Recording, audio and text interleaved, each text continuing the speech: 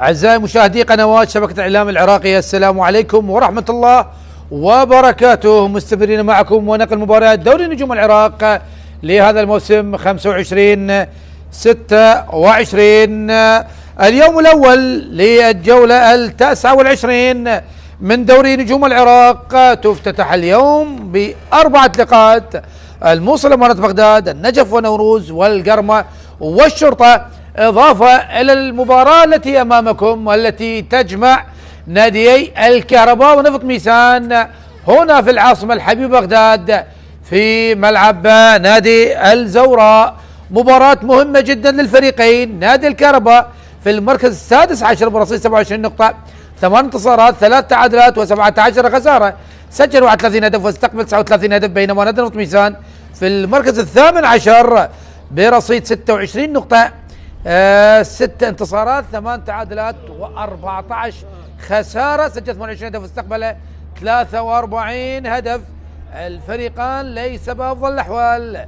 نبدأ بتشكيلة نادي نفط ميسان بقيادة المدرب علي عبد الجبار. يبدأ بأمجد رحيم في حراسة المرمى، مصطفى محمد، ناثانيال نانجولو، حسين مطر، علي عبد الأمير، كريس كافوموا، ماثيو أولاتانجي، جعفر ناصر، سجاد جبار، على سعد، فقار عبد.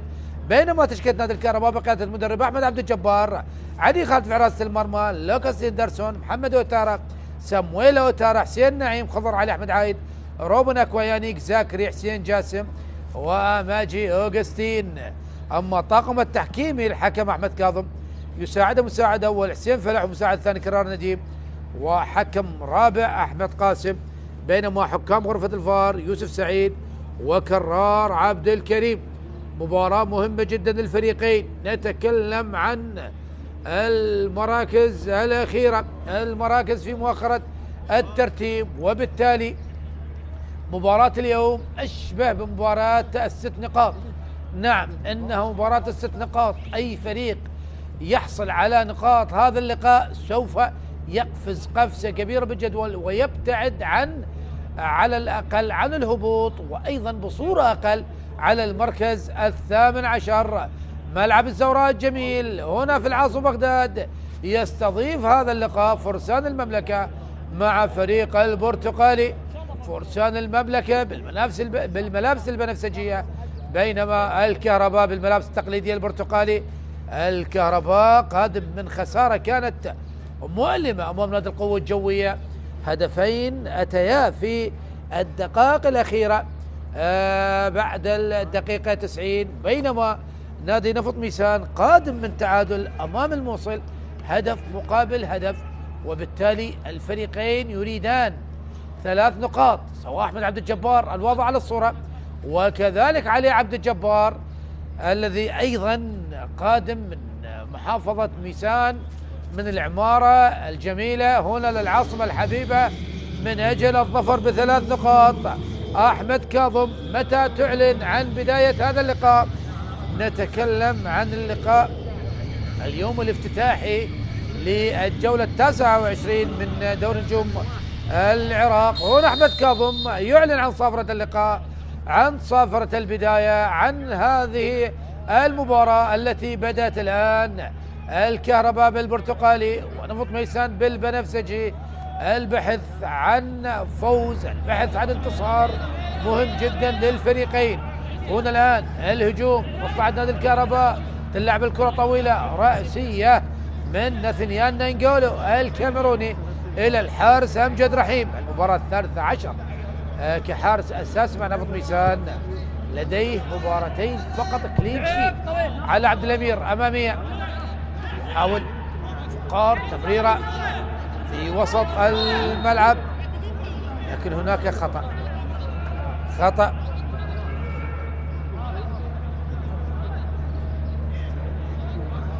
أحمد عايد،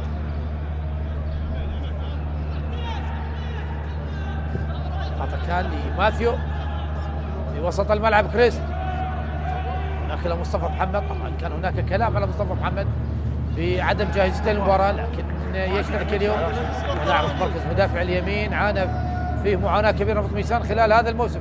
جعفر ناصر السريع يلعب الكرة جميلة، تلعب من سجاد جبار عالية داخل منطقة جزاء، لكن راسية والابعاد من الدفاعات وصلت الى نيك زاكري. زاكري لعب الكرة للخلف، ضغط عالي، دفاع متقدم من فريق نفط ميسان بحث عن افتكاك الكرة، وقطعت الكرة من علي عبد الامير الى الخارج. هنا علي عبد الامير مدافع اليسار الى الخارج الى رمية جانبية. هذا هو احمد عبد الجبار الالماني، نجم من نجوم منتخباتنا الوطنية السابقة، وايضا سنوات جميلة رفقة نادي الزوراء. المهندس قطعت الكرة، فقار يلعبها لكريست، عادت الى سجاد لكريست مجددا، تناقل بالكرات لمصلحة فريق نفط ميسان.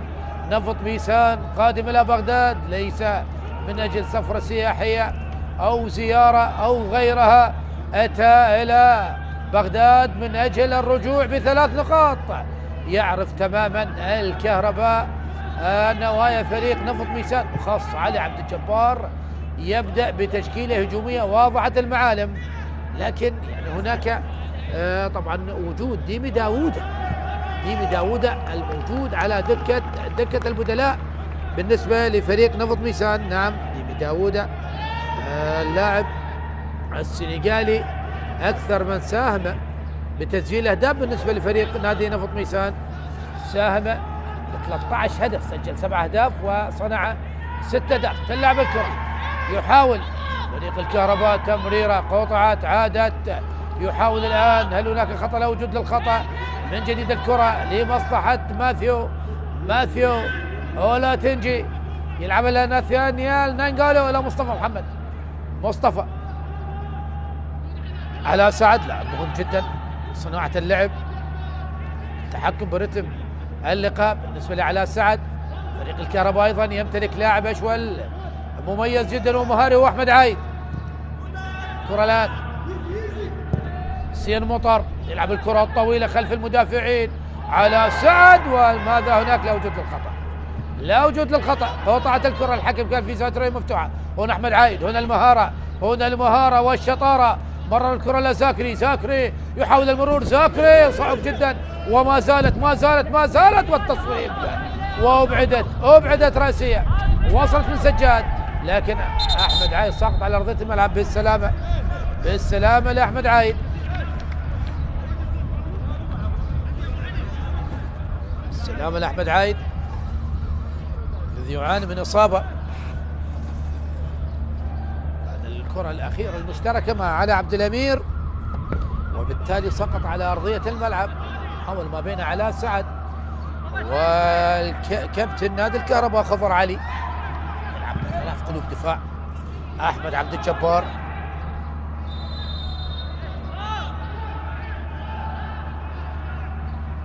أحمد كاظم حكم هذا اللقاء.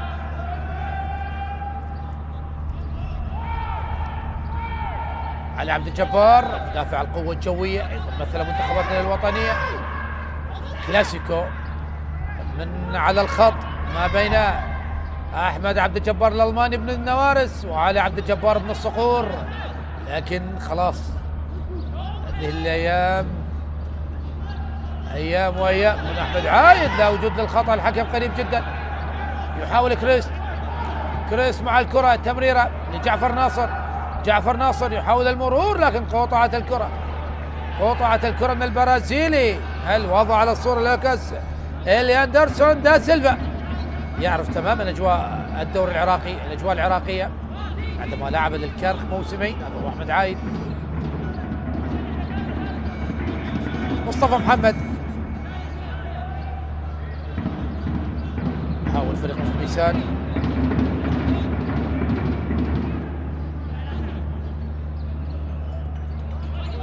في وسط الملعب، تمريرة جميلة، هنا المحاولة لكن خروج ناجح من علي خالد، ممتاز من علي خالد. لا وجود للتسلل، عادت مجددا لمصلحة فريق نفط ميسان. نعم واضح تماما، يعني عندما تشاهد تشكيلة نفط ميسان السمة الهجومية واضحة تماما. يضغط للأمام على عبد الجبار وحسين جاسم، خطر مصلحة نادي الكهرباء. حضور بعض الجماهير لنفط ميسان، نشاهد شاهد جماهير نفط ميسان لم نشاهدها كما شاهدنا في المواسم السابقة. نعم، عزوف جماهير نفط ميسان سواء خارج العمارة وداخل العمارة. كان ملعب ميسان يكتظ بالجماهير، لكن هذا الموسم الجماهير قليلة وقليلة جدا. أوتارا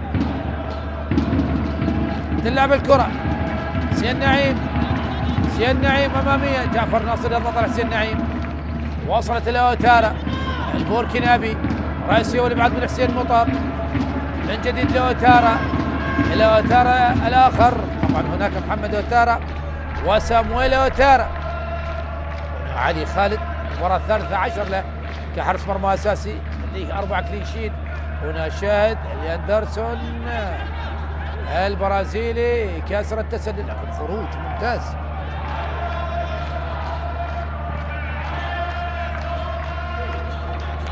قطعة الكرة من ماثيو، عايد مهم جدا.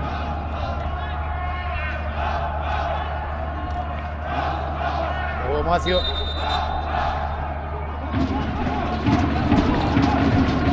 حسين نعم على الرمية الجانبية،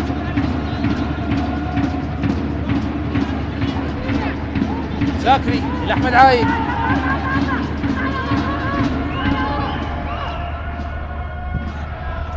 تلعب الكرة طويلة باتجاه لأندرسون، لكن مرت وعدت وإلى الخارج، إلى الخارج.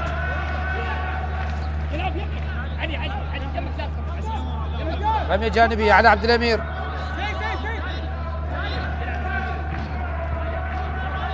تلعب الكرة من الراسية والإبعاد من حسين نعيم، رمية جانبية أخرى،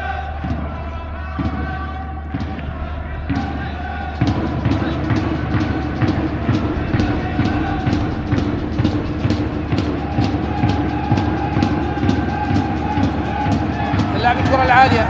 هناك خطأ، نعم خطأ على فريق نفط ميسان. السلامة لأوستين، وهناك بطاقة صفراء، بطاقة صفراء،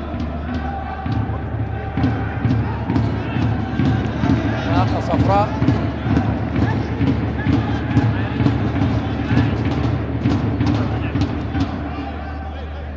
لأندرسون،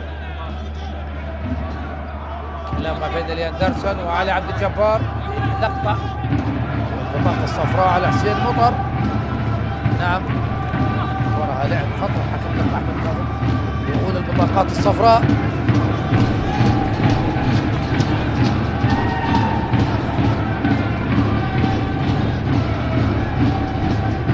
نعم، حسين مطر بطاقة صفراء، حسين مطر الذي ورد أمام نادي الزوراء.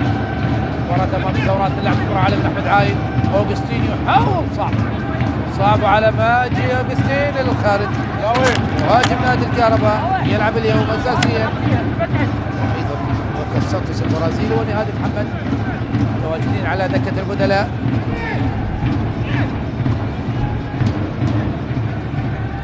نادي الجبار مترقب، يعرف تماما الآن وصلنا إلى الجولات الأخيرة. تلعب ركلة المرمى،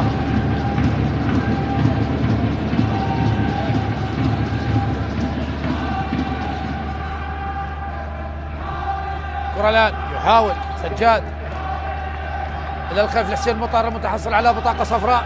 10 دقائق مرت أحبتي مشاهدي قنوات شبكة الإعلام العراقي، والتعادل السلبي لغاية الآن.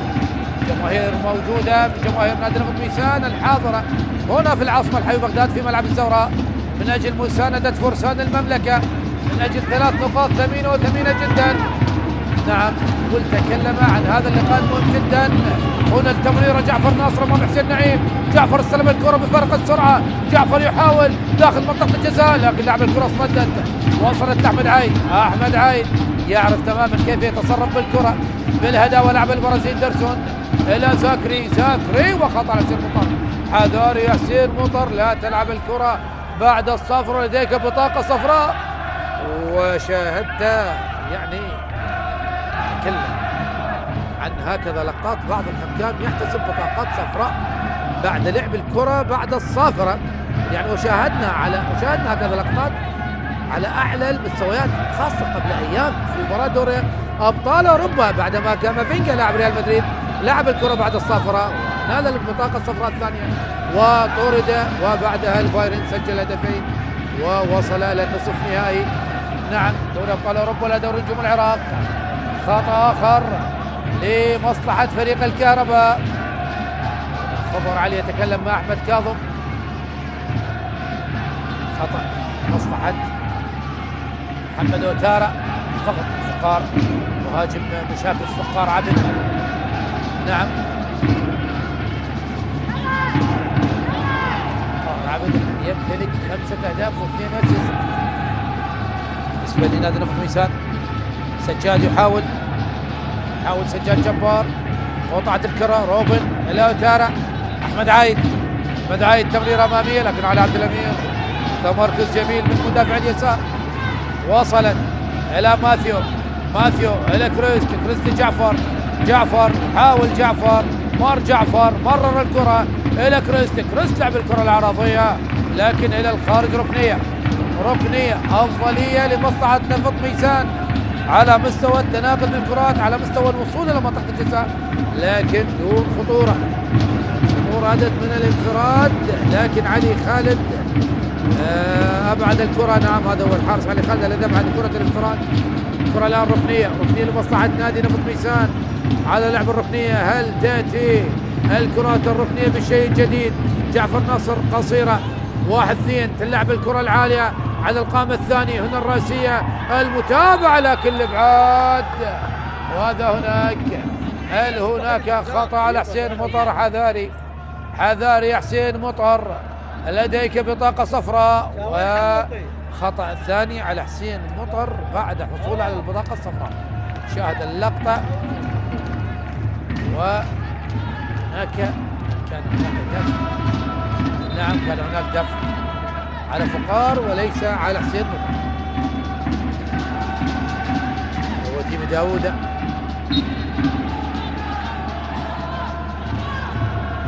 حرة غير مباشرة لمصلحة نادي الكهرباء. علي خالد على لعب الكرة،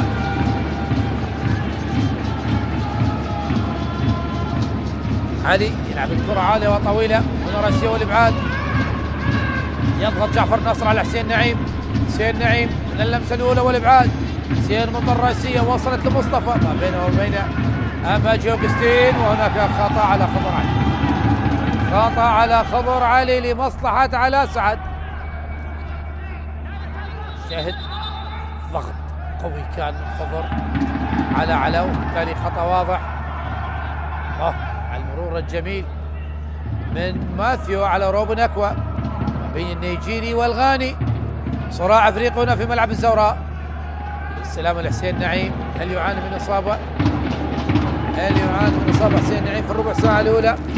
يطمئن على سلامته المدرب احمد كاظم. مباراه الذهاب انتهت لمصلحه نادي الكهرباء بهدفين مقابل لا شيء. اوغستينو موتو ولوكاس سانتوس، وهنا جماهير نفط ميسان القادمه والتي أتت بترحال من العمارة ومدن ميسان الجميلة. عبد صالح، العسير، عيد السلام، الطيب، هذه المدن الجميلة. نعم عواشة مدينة تاريخية هناك في العمارة. نعم أتكلم عن جماهير عاشقة للرياضة، لكن الحضور ليس ذلك الحضور الكبير كما كان سابقا في المواسم.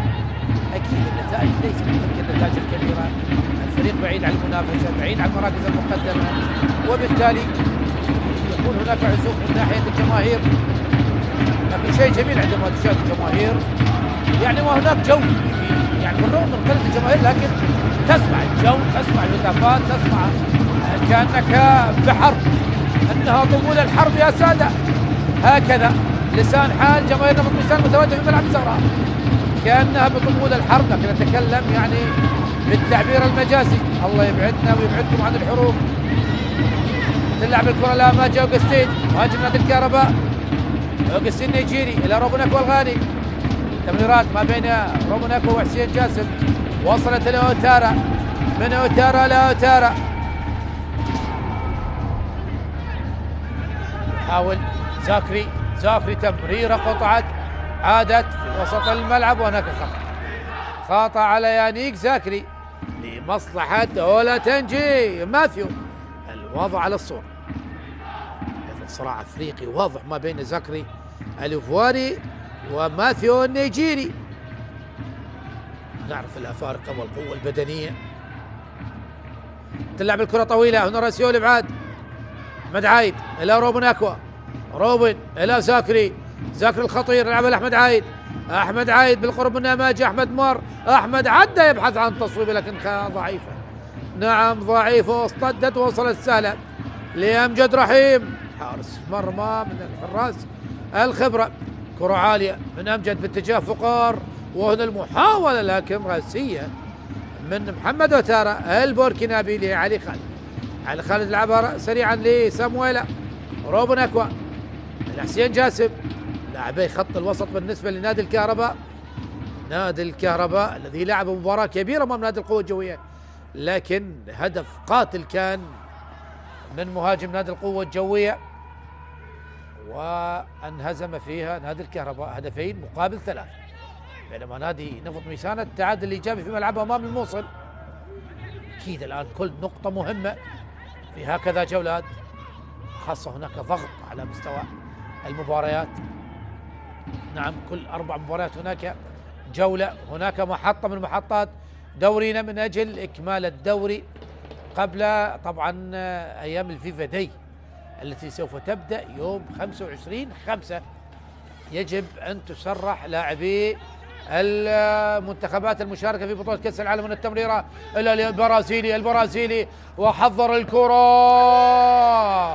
لكن تصويبه ضعيفه وسهله باحضان الحارس امجد رحيم، لكن هجمه جميله جدا من نادي الكهرباء، وفي الاخير تصويبه لكن لم تكن بقوه كبيره.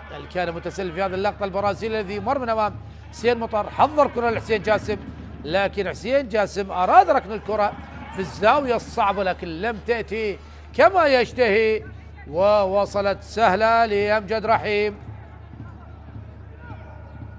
الكهرباء بدا الوصول لمرمى فريق نفط ميسان، فرسان المملكه بعد ما بدأوا بربع ساعه ممتازه جدا، لكن لم يهدد المرمى. الان الكهرباء هو الذي يشكل الافضليه، هو الذي يصل الى المرمى. شاهدنا تصويبه احمد عايد وبعدها حسين جاسم، لكن التصويبتين لم تكونا قويتان.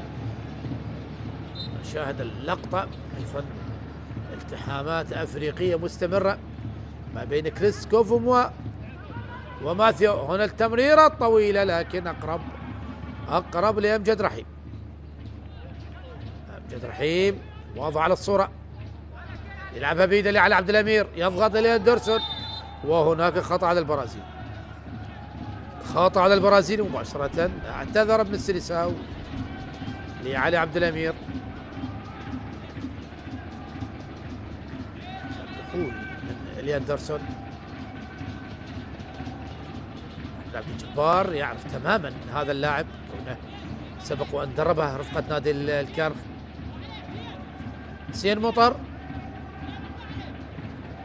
على لعب الكره، حسين مطر يلعب الكره عاليه وطويله باتجاه فقار، هنا الراسيو الابعاد وحسين نعيم، وهناك خطا على فقار عبد. واضح على الصوره المهاجم المشاكس الذي دائما يضغط على الدفاعات، يضغط دائما على قلوب الدفاع. روبوناكوا 21 دقيقه احبتي المشاهدين، ولم نشاهد يعني هجمه خطيره، محاوله محققه لتسجيل اهداف. نعم كانت هناك محاولات لكن لم ترتقي الى فرص محققه للتسجيل. اوتارا يلعب الكره العاليه الطويله راسيه من اماجي، وصلت لعلاء سعد المختفي في الدقائق الاخيره.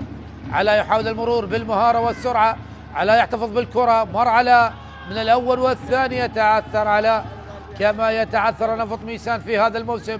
زاكر الان الإيفواري يحاول الانطلاق، اضطر لعب الكرة للخلف إلى حسين جاسم. حسين جاسم يلعبها لخضر علي. خضر علي يلعب كمدافع يسار.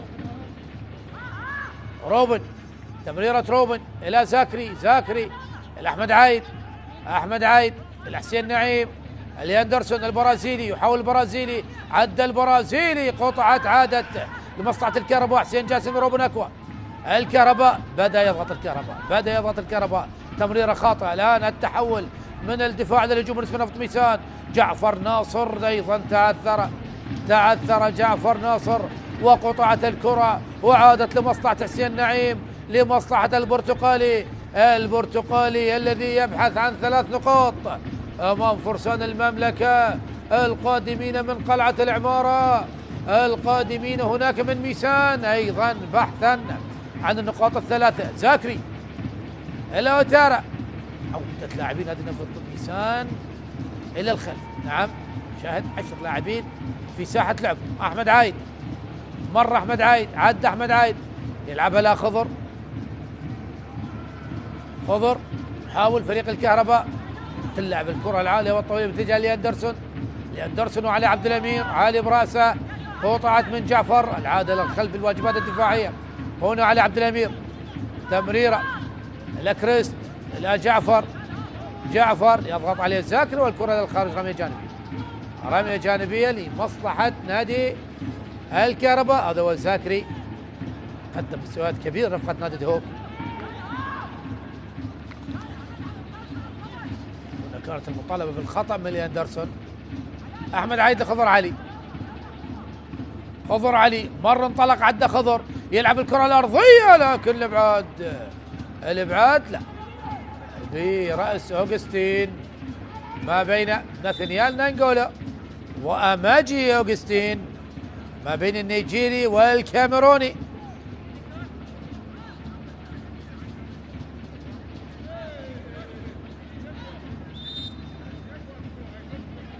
اللقطة الأخيرة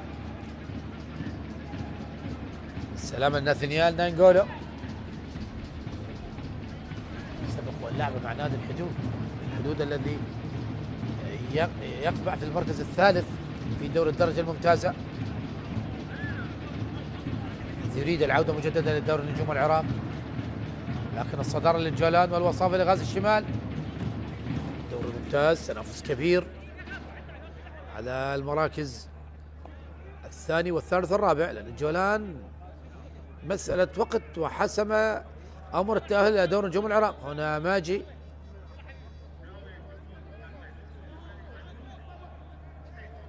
السلامة الثانيال نانجالا الكاميروني. 25 دقيقة أحبة المشاهدين، والتعادل السلبي. اليوم الأول من مباريات الجولة 29 من دوري نجوم العراق. جماهير نفط ميسان قليلة هنا في ملعب الزوراء، أكيد تحاول المؤازرة والتشجيع. ركلة مرمى، أمجد رحيم يلعب الكرة العالية الطويلة باتجاه فقار، راسية من أوتارا. أحمد عيد بالراسية، قطعت، وصلت إلى فقار، قصيرة من فقار، قطعت روبن أكوا. فقار يحاول، لكن روبن أكوا ممتازة. إلى علي خالد. علي خالد، كرة عالية وطويلة من علي خالد على عبد الأمير وعلي أندرسون. لقاء داخل لقاء ما بين الثنائي اللي أندرسون وعلي عبد الأمير. وصلت إلى أماجي لحسين نعيم. حسين نعيم لأحمد عايد. أحمد عايد يمر، أحمد عايد، أي مهارة يا أحمد عايد، أي تألق ورشاقة لهذا العايد. أحمد عايد لاعب مهاري متميز جدا. شاهد كيف يستلم الكرات وكيف يمر، يعني لديه سهولة بواحد ضد واحد. شاهد السهولة بالواحد ضد واحد. دائما أصحاب القدم اليسرى يمتلكون مهارة أكثر من أصحاب القدم اليمنى، خاصة نتكلم عن النجم الأرجنتيني ليونيل ميسي، ومن قبله مارادونا. ممتاز اللاعب الأشول بالمهارة وأيضا قوة التسديد. هذا مصطفى محمد منتخبنا الوطني السابق، مشوار طويل هنا حسين نعيم. حسين نعيم بحثا عن الخطأ، لكن الحكيم يقول له وضع اليد كان طبيعي. فقار يحاول لا وجود للخطأ. قطعة أحمد عايد الأماجي 1-2. حسين جاسم قطعة الكرة من الكاميروني ناثانيال نانجولو. نانجولو يحاول أمام حسين جاسم، وهنا قطعة الكرة حسين جاسم إلى الخارج. إلى الخارج، رمية جانبية.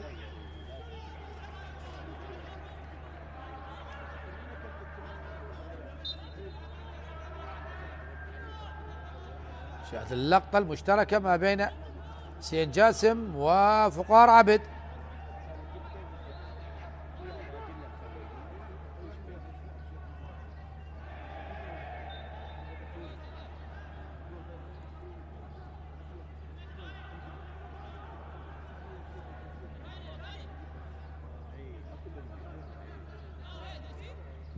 كرة الآن أماجي إلى أندرسون البرازيلي.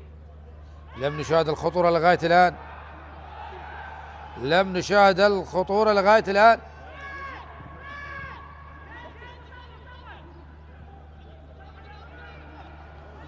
مصطفى محمد يحاول. فريق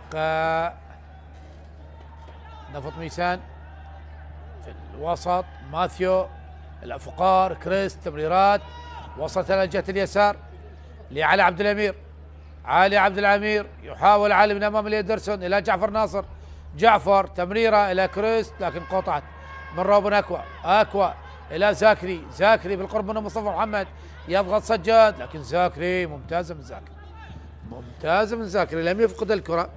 حسين نعيم لاحمد عايد. روبن خضر علي. اوتارا سامويلا. اوتارا يلعب الكرة العالية. أماجي يحاول. أحمد عايد أحمد عايد لحق بالكرة لكن لا وجود، لا وجود درسون. هنا جعفر ناصر مرة من أمام حسين نعيم، والتمريرة باتجاه على سعد وخروج لعلي خالد. ماذا تفعل علي خالد؟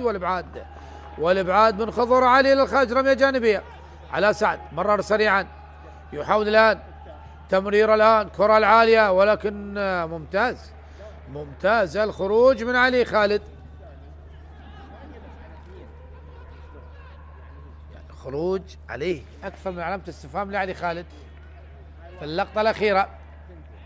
شاهد الكره العاليه من فقار لكن اقرب لها علي خالد.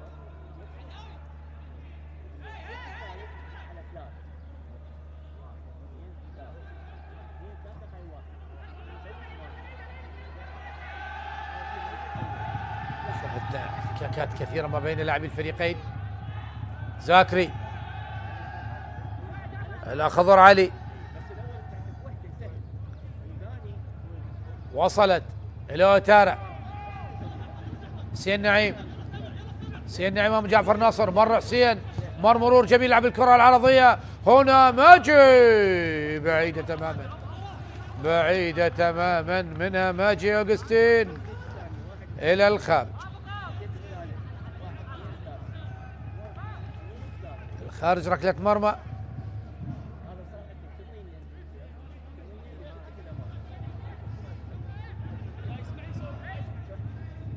ركلة مرمى 30 دقيقة مرت أحبتي المشاهدين، مشاهدي قنوات شبكة الإعلام العراقي، والتعادل السلبي لغاية الآن. طبعا خلال هذا الموسم الفريقان تعادلا سلبيا. بالنسبة لنادي نفط ميسان تعادل سلبيا مع أربيل في ملعبه، وفريق الكهرباء تعادل أيضا سلبيا مع أربيل. يعني صدفة ما بين الفريقين بالتعادل السلبي كانت أمام أربيل. هنا يحاول على سعد قطعة الكرة من خضر علي. خضر لروبن أكوا. روبن تمريرة لحسين جاسم. حسين جاسم واخراج الكرة للخارج. لاعب سقط عرضي بالسلامة لأحمد عايد.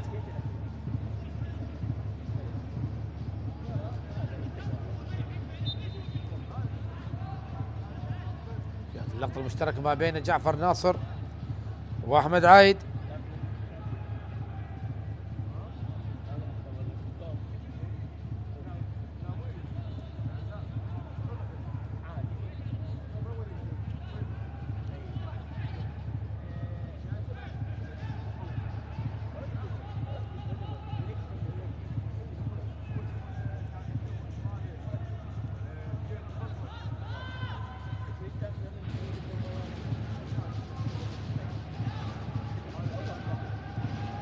كرة الآن يحاول فريق الكهرباء الياندرسون، طالت على الياندرسون إلى الخارج، إلى الخارج. رمي جانبي لمصلحة فريق نفط ميسان.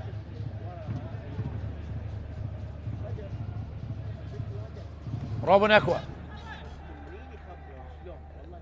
خفض أداء الفريقين خلال هذه الدقائق. يعني فريق النفط ميسان لديه ثلاثة فترات يسجل فيها طبعا أكثر عدد من الأهداف. نتكلم عن التوقيتات من دقيقة 30 للدقيقة 45، ومن دقيقة 60 دقيقة 75 هنا فقار صوب تصويبة ضعيفة جدا. يعني كان بالإمكان استلام الكرة والبحث عن الزملاء، لكن كان قراره متسرع بعض الشيء، وحاول التصويب من الكرة الأولى. كان صعبة جدا، صعبة جدا، وحاول، لكن المسألة صعبة. لكن هناك بالنسبة لنادي نفط ميسان أكثر فترة استقبل فيها الأهداف هي من الدقيقة 30 للدقيقة 45، استقبل 10 أهداف. يعني من مجموع استقبال 43 هدف استقبل 10 أهداف في هذه الربع ساعة. هنا الياندرسون إلى ماجي أوغستين، لكن صعبة كانت وطويلة، ووصلت إلى أمجد رحيم.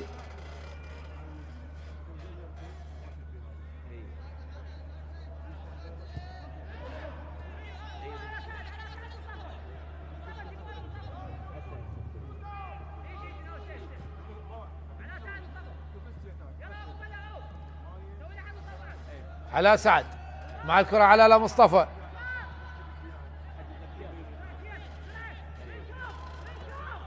عادت الحسين جاسم، وهناك خطأ لمصلحة فريق الكهرباء. دخلنا الدقيقة 35 ولم نشاهد أي هجمة خطيرة أو فرصة محققة للتسجيل. اللعب كان محصور في وسط الملعب. نعم كانت هناك محاولات من نفط ميسان وأيضا من الكهرباء، لكن محاولات خجولة. هنا روبن أكوا لمصلحة فريق الكهرباء، تمريرة والمحاولة، وماذا هناك؟ هناك خطأ على ماجي أوغستينو موتو، خطأ. هل هناك عودة للفار؟ هل يتأكد من الفار أم ماذا؟ ماجي يقول هناك خطأ يطالب بركلة جزاء. هنا اللقطة المشتركة ما بين ناثانيال وماجي موتو. شاهد اللقطة، الاحتكاك موجود، لكن هل يرتقي إلى ركلة جزاء؟ نعم، هو الاحتكاك موجود، لكن يبقى هل يرتقي إلى ركلة جزاء؟ نعم، يقول هناك مسك من اليد.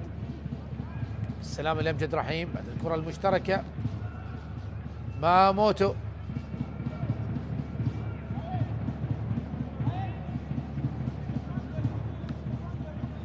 درجة الحرارة بدأت بالارتفاع، وأيضا نهاية موسم والمباريات مضغوطة كل 3 و4 أيام هناك مباراة.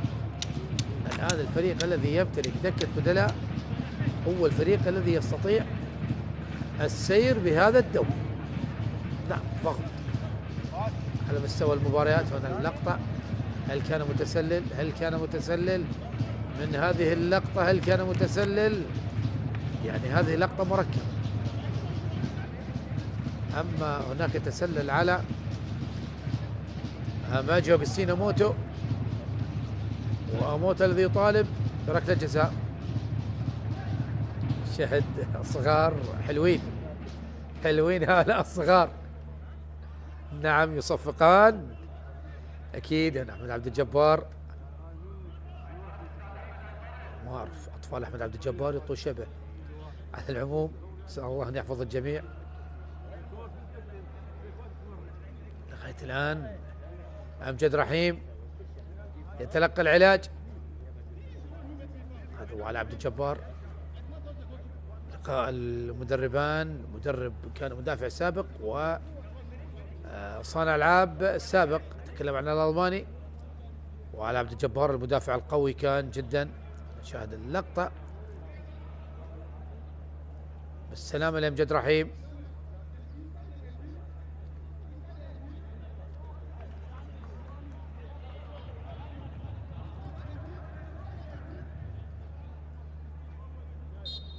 لا وجود لشيء، وخطأ لمصلحة فريق نفط ميسان. وهناك أعتقد بطاقة صفراء على ماجي أوغستينو موتو. شاهدت الورقة الصفراء بيد الحكم أحمد كاظم. شاهد هنا اللقطة. تلعب الكرة جعفر ناصر أمام حسين نعيم، قطعت من حسين نعيم إلى الخارج، رمية جانبية.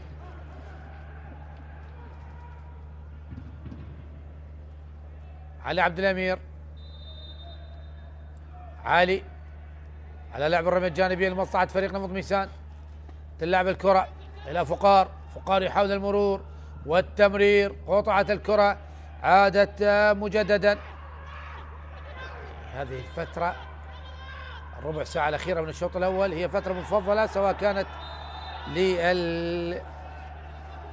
طبعا لفريق نفط ميسان. سجل 6 أهداف. الكرة الأخيرة ما بين علي عبد الأمير وماجي.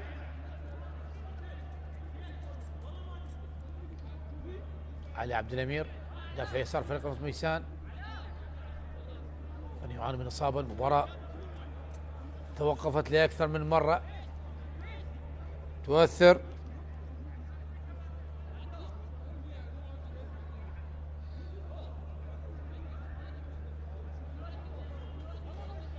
نعم توقفات في المباراة تؤثر كثيرا على سير المباراة.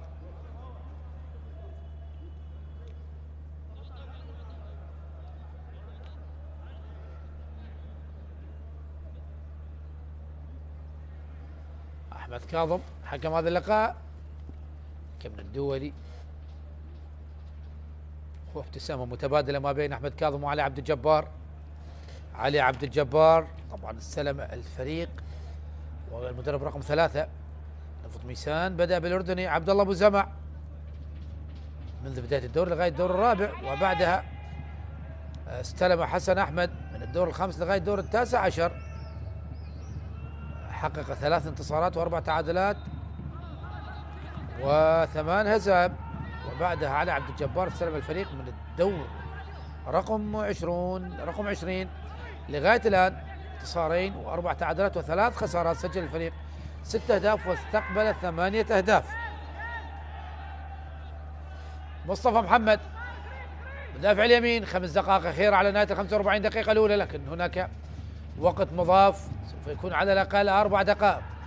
علاء سعد، تصويبة من علي، الله من علي خالد، الله من علي خالد، تصويبة جميلة من علاء سعد. ظهر علاء سعد وظهرت الخطورة، ممتازة كانت من علاء سعد، وأيضا ممتازة من الحارس علي خالد. شاهد علاء سعد استلم الكرة، وعندما شاهد هناك الزاوية للتصويب صوب مباشرة، وعلي خالد والإبعاد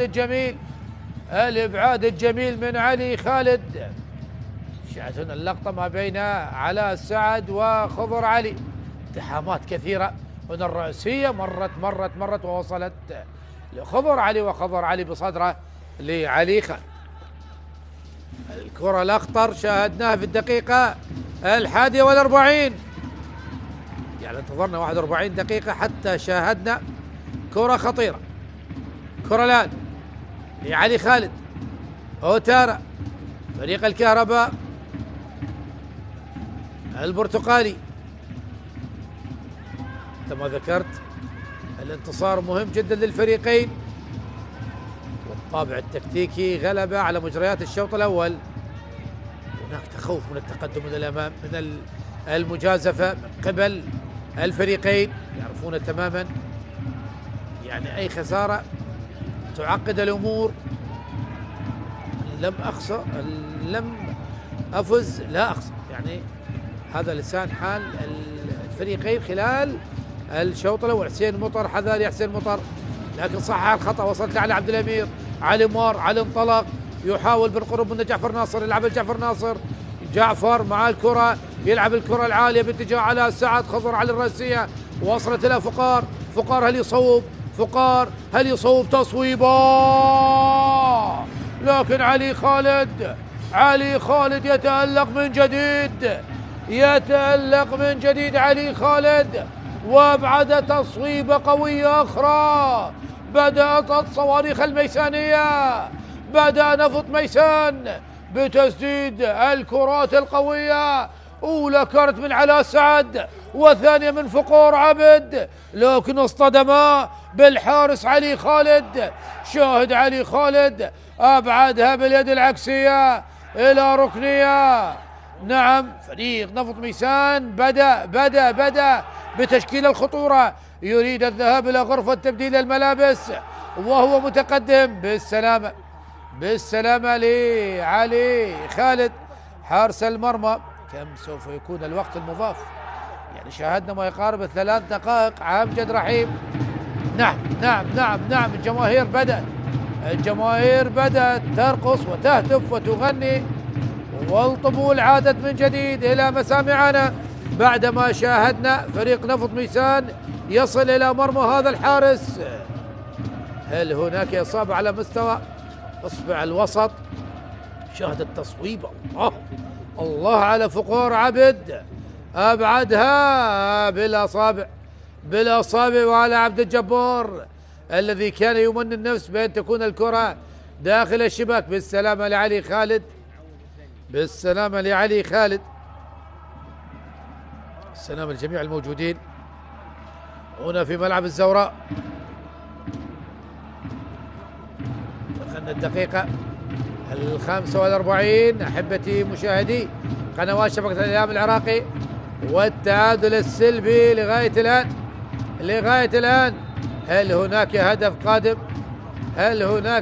قادم؟ الركلة الركنية الثانية لفريق نفط ميسان، ولا ركنية للكهرباء. وأحمد كاظم يطلب من جعفر ناصر وضع الكرة على قوس علم الزاوية. هنا جعفر ناصر على لعب الركلة الركنية. جعفر اللعب على القائم الأول مع القائم الثاني بانتظار لعب الركنية. تلعب من جعفر وعلي خالد، أيضا علي خالد الإبعاد. فقار يضغط عليه خضر، فقار وخضر، هل ينجح بالمرور؟ لكن خضر بخبرة كبيرة، خضر يحاول، مر خضر، عدى خضر، لعب الكرة لا زاكري. الله يا زاكري على المرور الجميل إلى أوتارا. سامويل أوتارا البوركينابي أمامي من الأحمد عايد، طارت على أحمد عايد، وصلت على عبد الأمير. علي إلى ماثيو ولا تنجي، يلعب لمصطفى محمد. 3 دقائق كوقت مضاف، توقعت 4 دقائق لكن خلاص. أحمد كاظم يقول 3 دقائق. كرة إلى الخلف، حسين مطر يتركها لأمجد رحيم، لحسين مطر، مصلحة الفريق نفط ميسان أمامية من حسين مطر لكن لم تأتي كما يريد. وصلت لأوتارا، الياندرسون، الأحمد عايد، الله يا أحمد عايد لزاكري، قطعت الكرة، عادت مجددا إلى روبن أكوا لأحمد عايد. أحمد عايد يحاول المرور، ما زالت مع أحمد عايد. الله على المهارة، التمريرة لم تأتي كما يريد، ما زالت لدى أحمد عايد، زالت مدى حسين جاسم زاكري لا وجود للخطأ، حكم قريب جدا. وصلت الآن إلى فقار، فقار بالقرب من جعفر، فقار يحاول المرور، يغير اللعب تماما هناك لمصطفى محمد الذي لم نشاهده كثير من الناحية الهجومية. مصطفى يلعبها إلى ماثيو كريست، على عبد الأمير، جعفر ناصر، جعفر إلى علي، تمريرة جميلة على عبد الأمير، لعب الكرة الخطيرة مرت من أمام فقار. المتابعة على سعد، ما زالت الخطورة لمصلحة نادي نفط ميسان، تلعب من مصطفى، هنا الراسيو الابعاد من اوتارا، عادت الى جعفر ناصر، يضغط فريق نفط ميسان، يبحث عن تصويبه لكن اصطدت، والتشتيت من حسين نعيم. عادت مجددا، دخلنا الدقيقة الثالثة من الوقت المضاف، فريق نفط ميسان في الدقائق الأخيرة ينتفض، يحاول أن يسجل هدف، تمريرة أقرب لها خضر علي وإلى ركلة مرمى، ركلة مرمى لمصلحة فريق الكهرباء. ثواني أخيرة على نهاية الثلاث دقائق الوقت المضاف على أحداث الشوط الأول. هنا شاهد الكرة والإبعاد من علي خالد،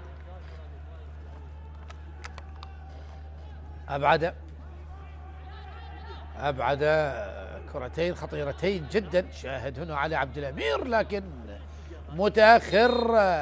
متأخر قليل. فقار، نعم فقار عبد متأخر ثانية وقل من الثانية. وهنا الحكم أحمد كاظم ينهي أحداث الشوط الأول بالتعادل السلبي ما بين ناديي الكهرباء ونفط ميسان. حبة المشاهدين استراحة قصيرة ونعود إليكم مجددا، لا تذهبوا بعيدا.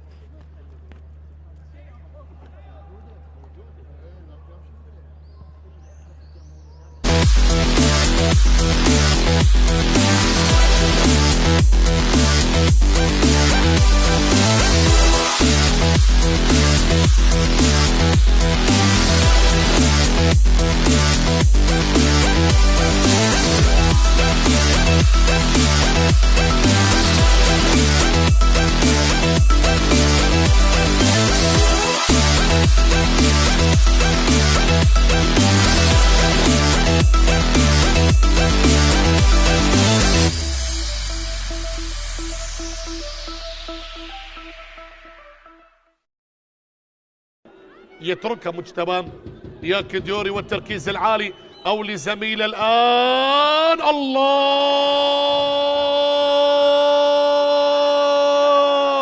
الكناري غرد بهدف تاريخي جميل. الله الله الله الله الله، اي هدف، اي تصويبه، اي تركيز عالي. يا عيني يا عيني يا يونس غني على هدف جميل. وفي ايام الربيع حضر الكناري وغرد يونس غني يسجل هدف من اروع ما يكون. هذا هو يحجز له هدف الجولة، هذا هدف الجولة. يونس يا يونس وهدف من اروع ما يكون. يا سلام يا سلام، يونس غني يصل الى هدف الثالث هذا الموسم بعد ان سجل بشباك القاسم ودهوك.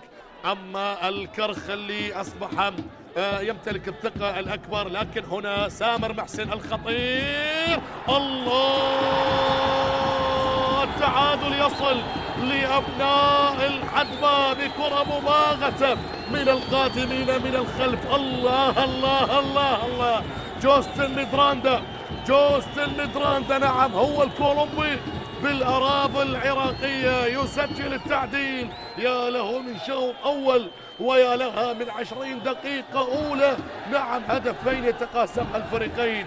شوف سامر محسن أينما حلت الخطورة تشاهد سامر محسن، أينما حلت الأهداف هنالك بصمة لسامر محسن بكرة خادعة وصلت على طبق من ذهب للاعب جوستن ميدراندا الكولومبي يسجل التعادل بشباك الكرخ. تعود المباراة لنقطة البداية، تساوت الكفتين، هدف مقابل هدف. الكرخ ترك مساحات للخطوط الدفاعية، إذن هل يفعلها يونس غني كما فعلها بشوط اللقاء الأول؟ كانت أبعد وسجلها، لكن هذه يونس غني، التركيز العالي، التصويب، لا لا لا لا لا لا لا لا، هذه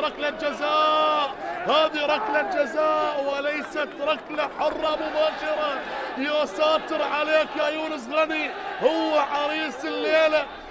عريس الليلة، ينفذها بيده مو برجله، ينفذها بيده يونس غني. لا الله يا الله على هدف جميل، على كرة متقنة، على تصويبة جميلة جميلة جميلة. نعم، إذا غرد الكناري اعلم إن الشباك تحركت. حركها يونس غني، وأي تصويبة جميلة. نعم، بنفس الطريقة، هو الأبعد سجلها، فما بالك بالأقرب. الله يا يونس غني، شوف المزعجة والخطيرة، يرسلها عالية إلى الأمام، محاولة بالراس، لا زالت قائمة، المتابعة، تصويب،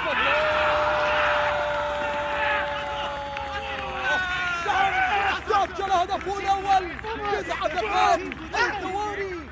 اللاعب السرسطم الذي تسبب بهذه الركنية، الذي كان مساهما نعم بتحول الكرة إلى ضربة ركنية، سجل من خلالها فريق نادي زاخو أول أهداف المباراة. ضربة دفاعية، ومن هناك الدفاعات لأمانة بغداد ترتبك أمام الهجوم الكاسح لفريق نادي زاخو الذي يستثمر اللاعب السرسطم، ومن هناك ينتزع أول أهداف المباراة. ضربة ركنية، قاسيموف يرسلها عالية، محاولة خطيرة بالراس،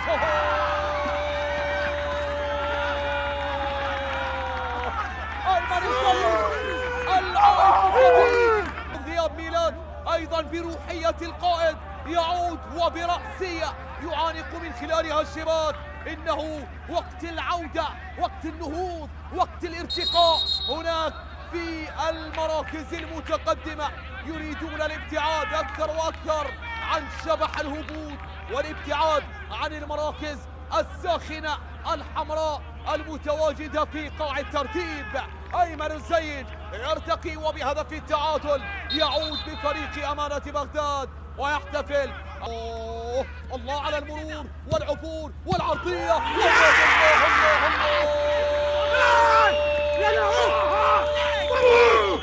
إذا غاب عن التسجيل على أول أهدافه مع نادي زاخو، أول أهداف البرازيلي مع نادي زاخو. ولكن حدثني على مرور اللاعب السرسطم، على المرور من أمام محمد رمضان في الكرة الماضية. أي مرور وتمويه رائع جدا، واختراق وعرضية لاقاها التألق، والتقت واصطدمت بهداف تعامل معها بجدية، تعامل معها بكل جدية حقيقية.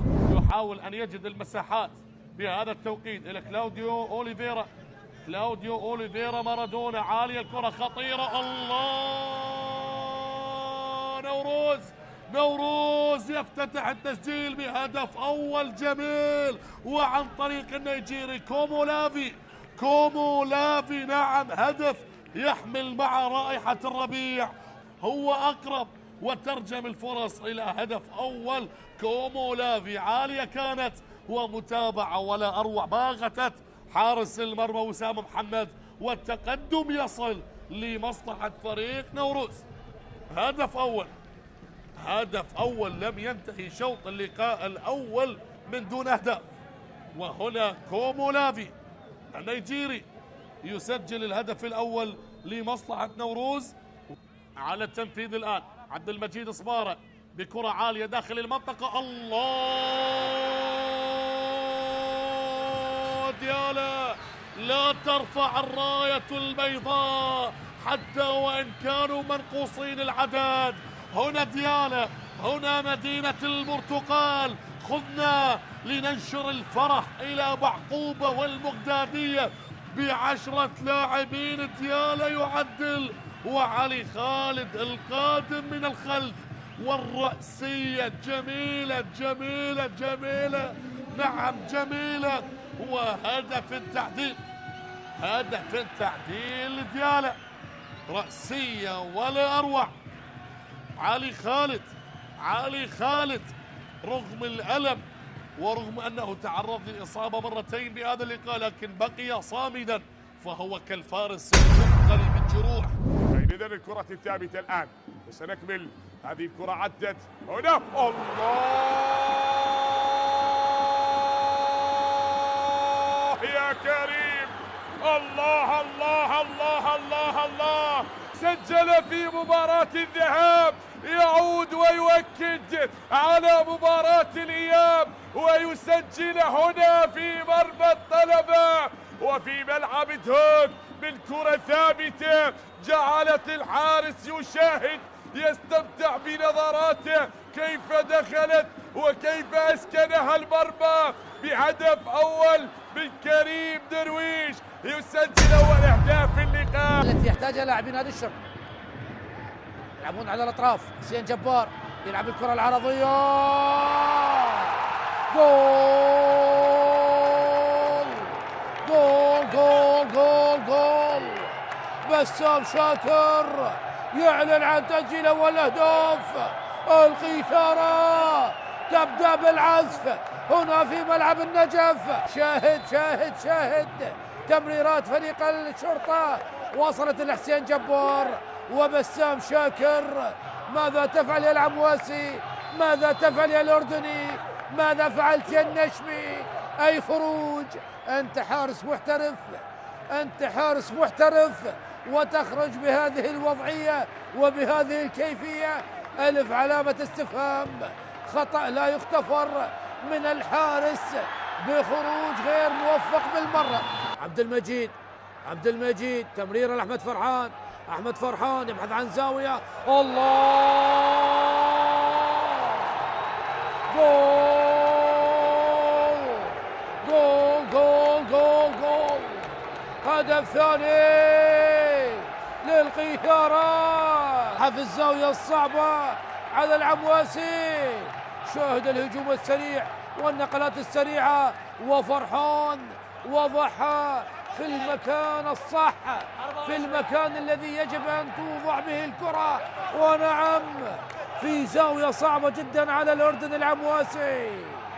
ثنائية للشرطة بعد مرور 25 دقيقة على لعب الركلة الركنية. محمود المواس، المواس يلعب الركنية على القائم الأول. هنا الراسية،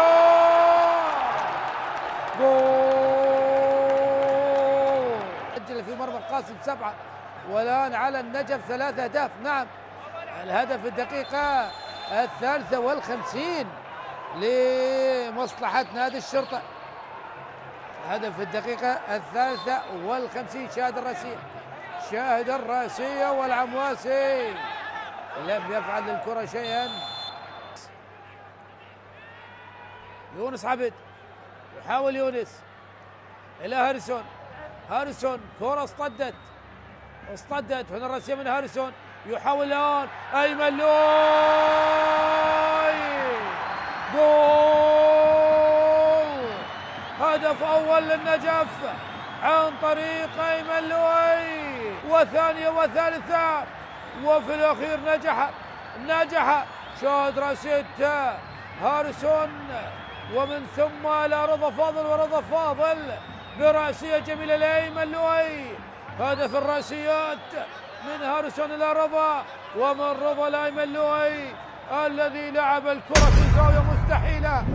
0-4 من القرمة، والكرة الخطيرة، وجول أول للكهرباء عن طريق أوغستين أموتو بهدف أول للكهرباء. أحمد عبد الجبار، وهدف أول للكهرباء عن طريق أوغستين أموتو لاعب الطلبة السابق. وصل إلى هدف الثاني.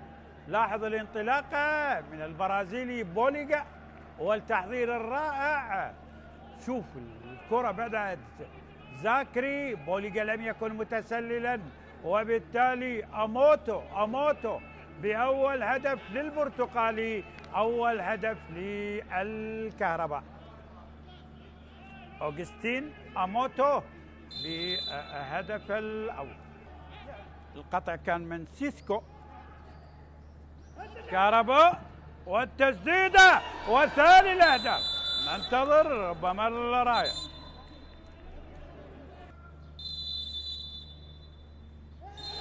إذا هدف للكهرباء.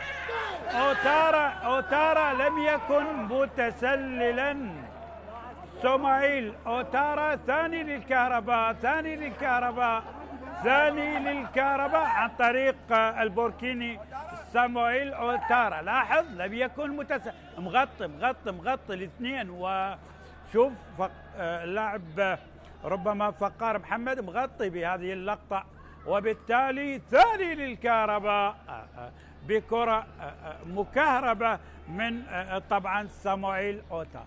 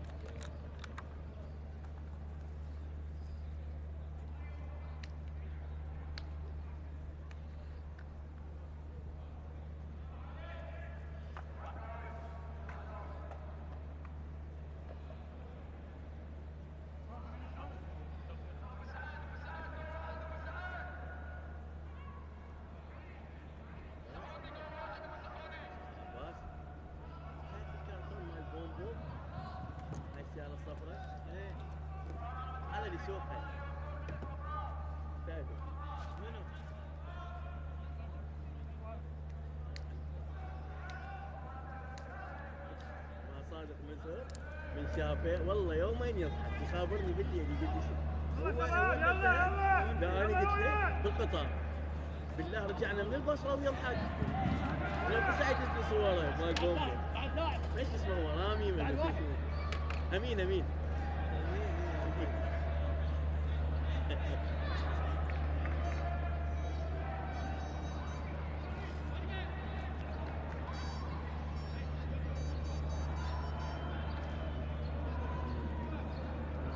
أعزائي مشاهدي قنوات شبكة الإعلام العراقي، نحييكم مجددا مع انطلاقة الشوط الثاني من مباراة ناديي الكهرباء ونفط ميسان. بعدما تركت الشوط الأول بالتعادل السلبي، شاهدنا دخول لاعبين دفعة واحدة بالنسبة لفريق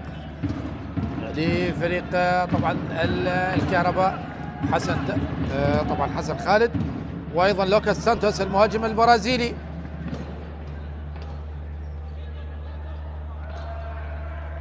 يحاول أماجي موتو، نعم، لوكاس سانتوس وحسن خالد يدخلان. فريق الكهرباء يلعب بخطة هجومية واضحة. سين جاسم إلى حسن خالد، بديل لأوتارا، تلعب الكرة العالية،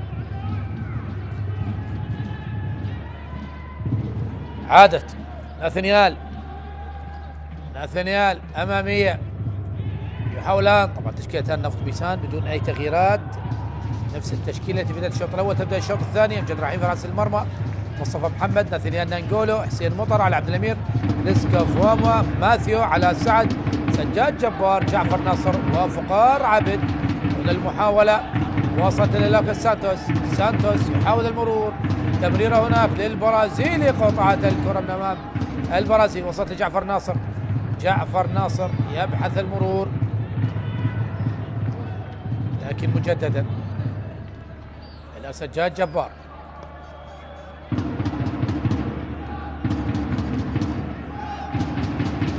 الكرة الأمامية، محمد أوتارا ودخول حسن خالد، ايضا خروج حسين نعيم ودخول لوكاس. المحاولة جعفر ناصر، قطعت الكرة وصلت للوكاس سانتوس، هنا لا ماجي وهناك غلط واضح، نعم خطأ واضح على ماجي أغسطينو موتو. الوضع بالصورة لديك بطاقة صفراء في الشوط الأول، حذاري. اللقطة المشتركة ما بين الكاميروني والنيجيري. والآن تشكيلة نادي الكهرباء: حراس المرمى علي خالد، لوكاس الياندرسون، حسن خالد، سامويلا أوتارا، لوكاس سانتوس، خضر علي، أحمد عايد، روبن أكوا، يانيك زاكري، وحسين جاسم، وماجي موتو الواضح على الصورة. السلام العلا سعد الذي أيضا يعاني من إصابة. أحمد عبد الجبار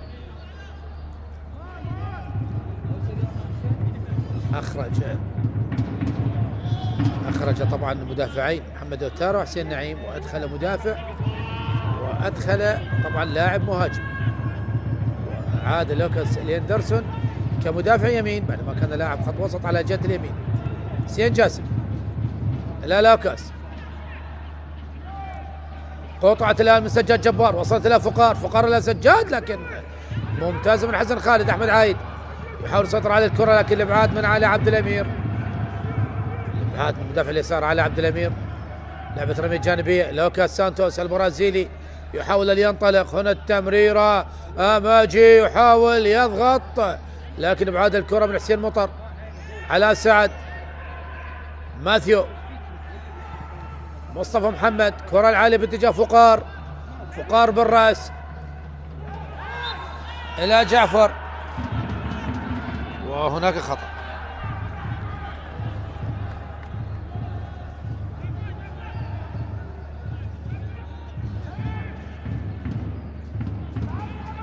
خطأ لمصلحة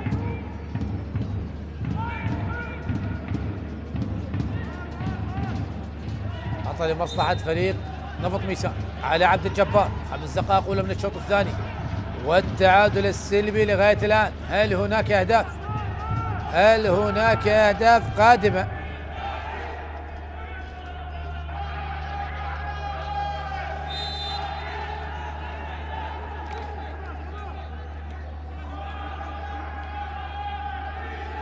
عايد يحاول خطف الكرة،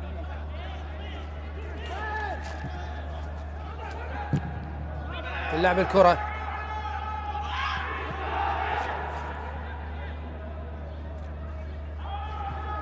عادت لمصلحة أمجد رحيم حارس المرمى.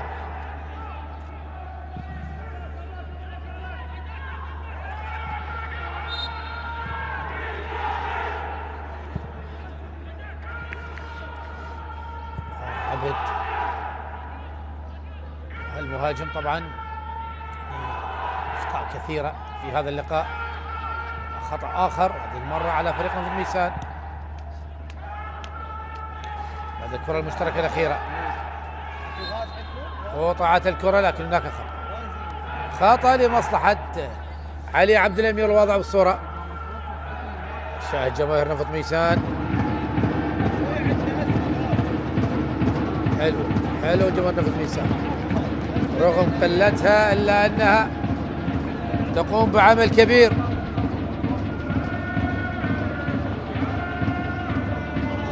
رغم قلة جماهير نفط ميسان إلا أنها تقوم بعمل كبير. وهنا مصطفى محمد والمحاولة ولعب الكرة وتارة الإبعاد وخضر علي والتشتيت. هذا هناك جعفر ناصر، كان هناك خطأ. ماذا؟ السلامة لخضر علي الذي يعاني من إصابة بعد إبعاد الكرة الأخيرة. إيقاف آخر للمباراة. شاهد هنا اللقطة، تقدم مصطفى محمد لاعب الكرة العرضية، إبعاد من أوتارا، خضر حاول إبعاد الكرة لكن أيضا كان هناك أم ماذا؟ نعم، شاهد في العضلة الخلفية. السلام للكابتن خضر علي.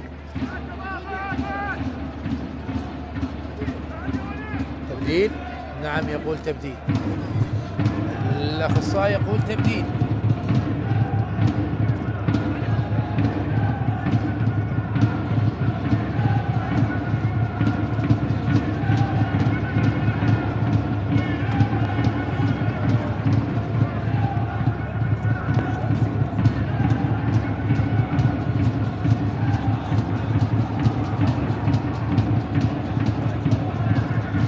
علي عبد الجبار يترقب يكون تبديل اضطراري. اللقطة الأولى التي أصيب بها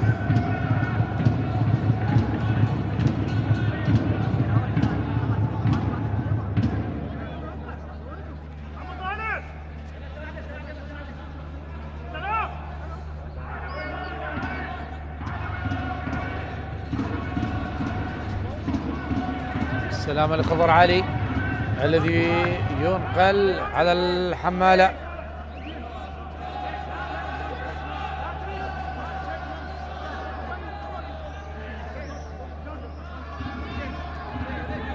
ركنية الآن، ركنية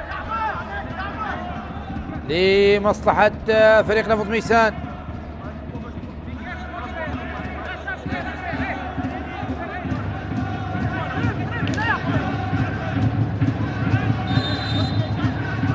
تلعب الان ركنيه قصيره على عبد الامير لجعفر ناصر. جعفر ناصر من اللمسه الاولى، هنا الراسيه مرت وعدت الى الخارج، ركله مرمى. شاهد محاوله لم يكن متسلل، نعم لم يكن متسلل جعفر ناصر، وهنا راسيه سجاد جبار الكابتن لكن مرت وذهبت الى الخارج.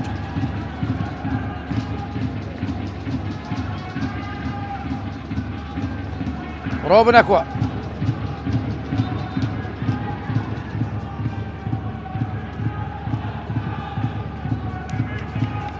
تلعب الكرة طويلة باتجاه علاء سعد، يحاول علاء سعد القرب منه البديل. وصلت الآن لماثيو، تغيير لعب اتجاه جعفر ناصر. لوكاس وجعفر يحاول الآن جعفر ناصر، يضغط عليه لوكاس. جعفر يلعبها للخلف لحسين مطر، حسين مطر على عبد الامير. حيازه واستحواذ على الكره من لاعبين نفط ميسان. حسين مطر يلعب الكره طويله باتجاه على سعد، راسيه من اوتارا الذي استلم اشاره الكابتنيه مصطفى محمد. هنا الراسيه يحاول، الله على اللمسه الجميله من علاء سعد الى مصطفى يلعب الكره العرضيه. فقار يحاول وتنافس على الكره ما بين فقار وحسن، لكن علي خالد يحسم الامور. روبن قطعت الكره سريعا من لاعبين نادي نفط ميسان. جعفر ناصر يلعب على عبد الامير المتقدم، على عبد الامير يلعب الكره العاليه. فقار يبحث عن الراسيه والابعاد من علي خالد، المتابعه من علاء سعد على تصويبه.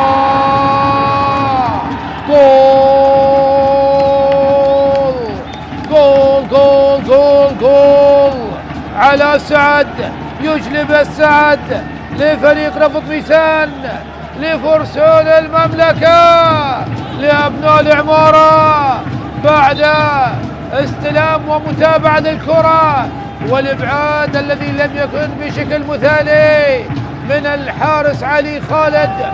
وعلى سعد صوب بقوه ليسجل اول اهداف اللقاء في الدقيقه 56. شاهدنا الخروج من علي خالد، وكانت هناك مضايقه ومساحمه من فقار، وعلى سعد استلم الكره وسدد بقوه، كانت صعبه جدا على علي خالد. شاهد علوه، الله يا علاء على هذه التصويبه، تصويبه قويه جدا في سقف المرمى. هنا الكره المشتركه الاخيره، هل هناك عوده للفار؟ شاهد نعم في سقف المرمى من علاء سعد، من هذا الاشول، من هذا اليساري، صاحب التسديدات القويه والقويه جدا. على سعد، يجلب السعد ويتقدم بالنتيجة على حساب فريق على فريق الكهرباء. أحمد عبد الجبار، أحمد عبد الجبار، هل هناك عودة للفار أم ماذا؟ هل الأقرب هو احتساب الهدف؟ نعم تم احتساب الهدف لا وجود لشيء. دقيقة 56 وأول أهداف اللقاء عن طريق علاء سعد، لكن تقدم مستحق بسبب الضغط الواضح من لاعبي نادي نفط ميسان في بداية هذا الشوط. هنا حسن خالد، تمريرة طويلة باتجاه زاكري راسية إلى ماجي لا وجود للخطأ، قطعت الكرة بعدت من ناثنيال، عادت مجددا. أكيد المباراة الآن سوف تأخذ منحى آخر. نعم هي مباراة مهمة جدا من أجل الهروب من الملحق ومن الهبوط.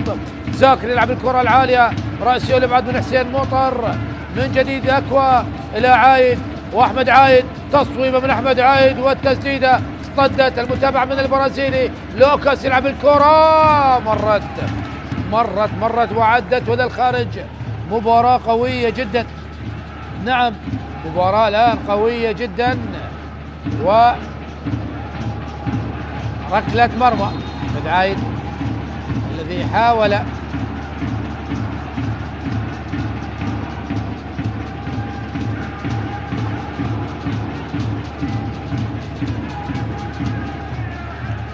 شاهد كرة من أندرسون لكن بعيدة.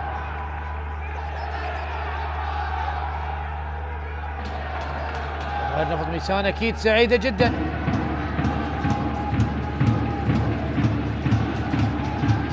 سجاد تلعب الكرة العالية، مرت من أمام البديل، منتظر رحيم دخل البديل لخضر علي، هنا على سعد والمحاولة والبعد عن ركلة جزاء، والحكم يقول لا وجود لشيء. سعد الذي كان يطالب بركلة جزاء. تلعب الكرة سريعا، منتظر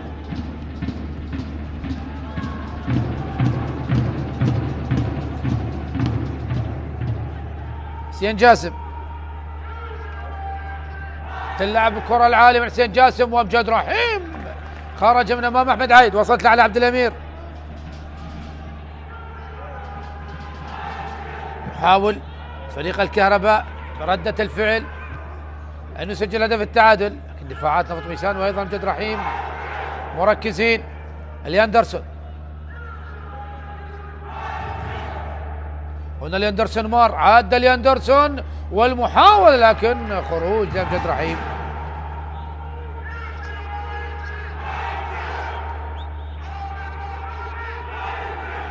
الياندرسون البرازيلي الذي حاول المرور.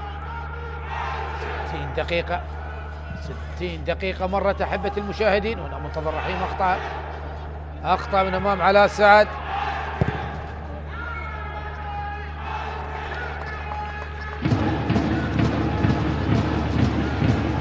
لقطة احتكاك ما بين علاء سعد ومنتظر رحيم، صاحب الهدف الوحيد لغاية الآن، هدف في الدقيقة 56.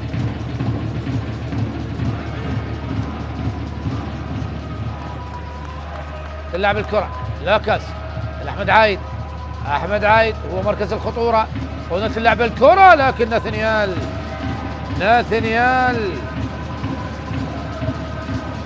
وابعاد الكرة. تلعب الكرة الآن لأندرسون، الكرة العالية باتجاه زاكري لكن طالت على زاكري وابعاد الكرة. فريق نفط ميسان بعدما سجل الهدف في الدقيقة 53 تراجع للخلف.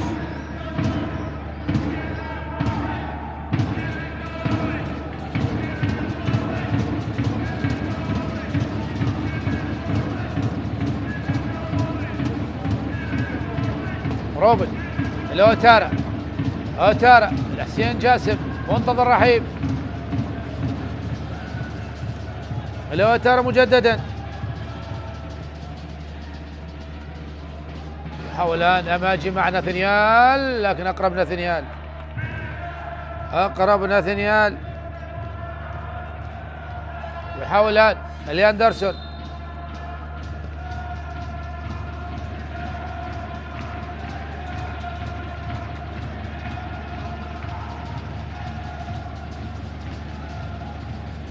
أندرسون البرازيلي.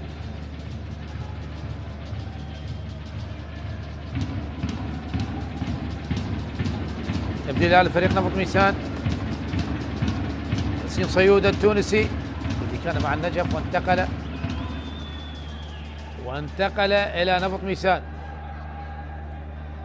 خطأ الآن لمصلحة نادي الكهرباء. أحمد عايد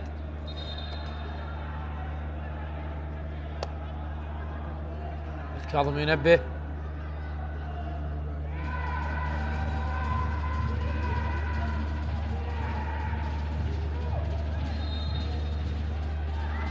الكاظم ينبه.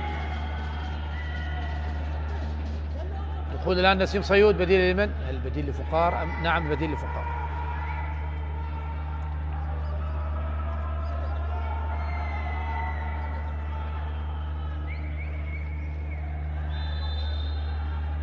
خطأ الآن لمصلحة نادي الكهرباء. تلعب الكرة هنا الرأسية أبعدت من نسيم صيود. من جديد مصلحة نادي الكهرباء. كرة العالية لكن أقرب لأمجد رحيم.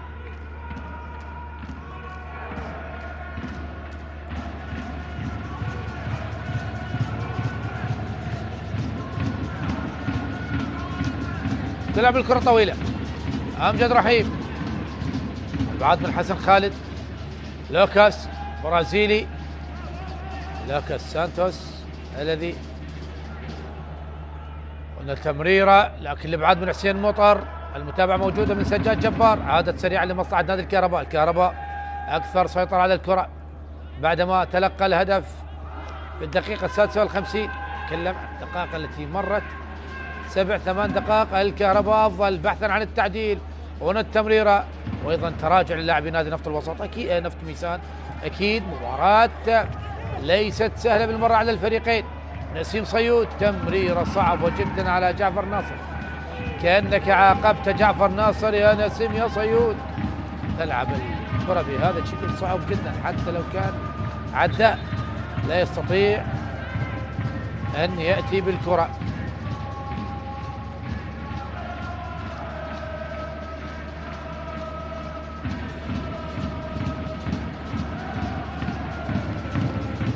زاكري يانيك زاكري الإيفواري.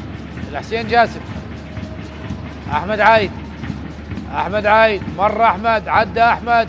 تمريرة قصيرة إلى ماجي وهناك خطأ على قوس الجزاء. نعم خطأ على قوس الجزاء. وهناك أحمد عايد.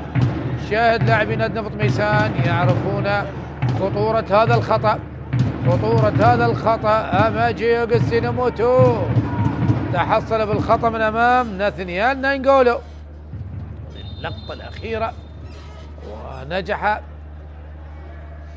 هذا هو أماجي.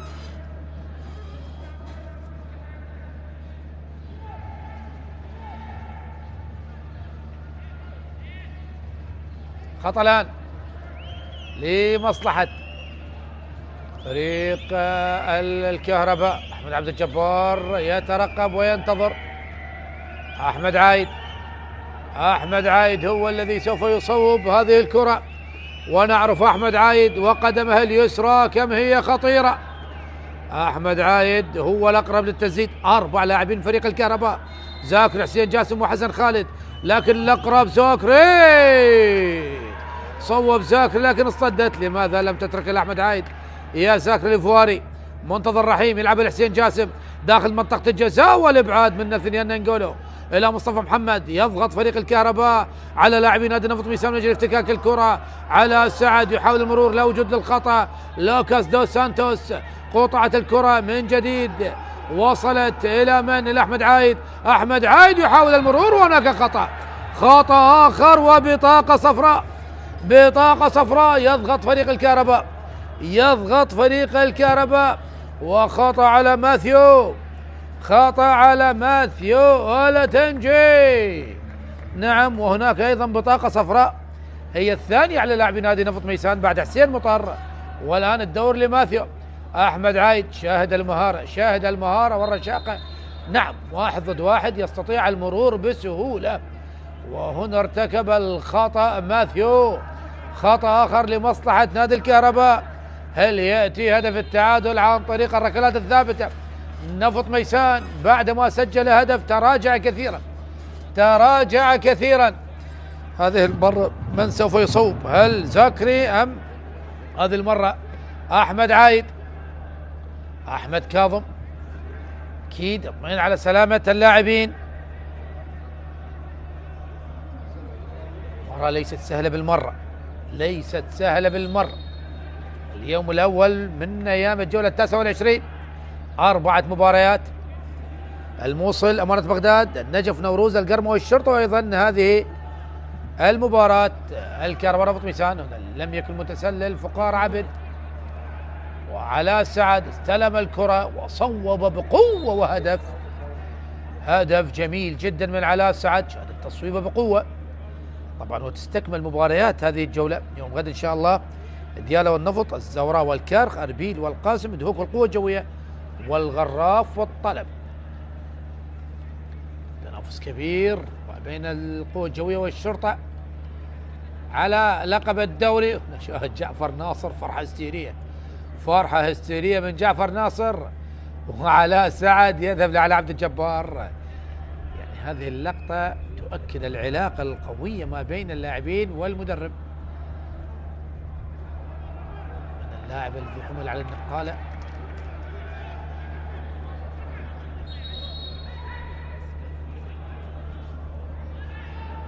خطأ الآن. أمجد رحيم ينبه اللاعبين، ينبه اللاعبين.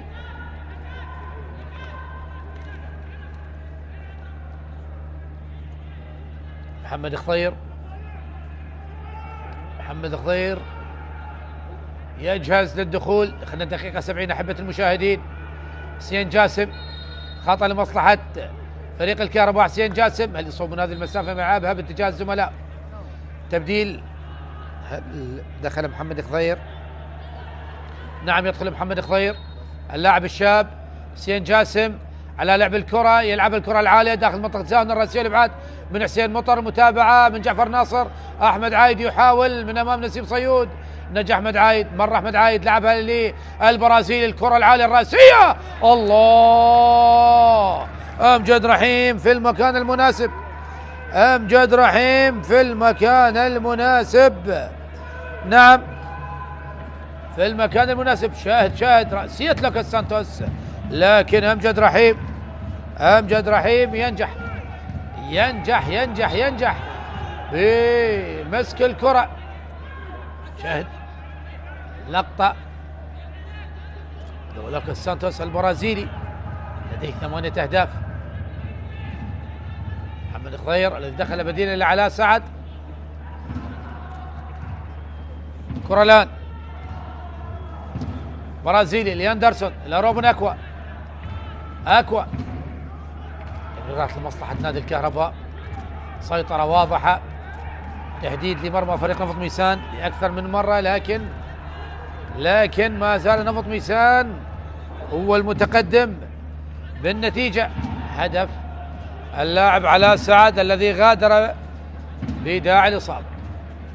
روبن أكوا، تمريرة طويلة تترك من حسين مطر إلى الخارج، ركلة مرمى. ركلة مرمى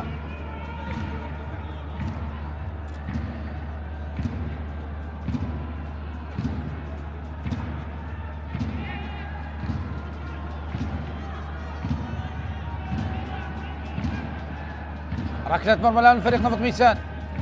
أمجد رحيم يلعب الكرة عالية وطويلة باتجاه جعفر ناصر، لم يسيطر عليها إلى الخارج. رمية جانبية تلعب من البرازيلي من لوكاس إلى سانتوس.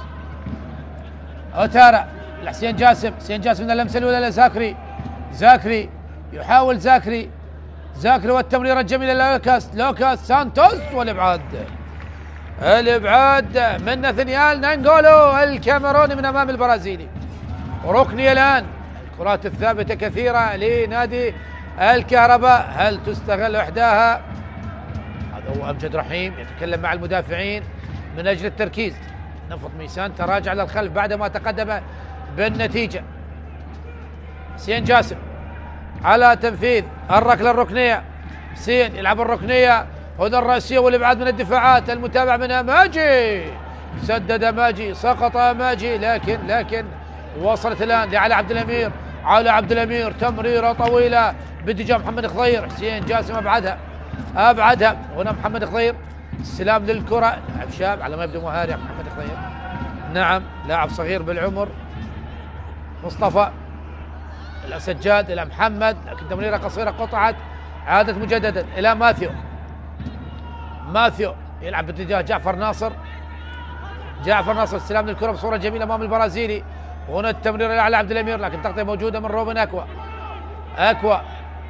أكوا وهناك خطأ على علي عبد الأمير مصلحة فريق الكهرباء. لوكاس يلعب الكرة الأمامية باتجاه زاكري هل يلحق بالكرة؟ زاكري بالقرب منه مصطفى محمد، طالت على زاكري وإلى الخارج، ركلة مرمى. نعم هي كانت لقطة صعبة لكن حاول بها هذا الإفواري، هو على سعد الذي خرج بعد اللقطة. نعم هذه اللقطة المشتركة.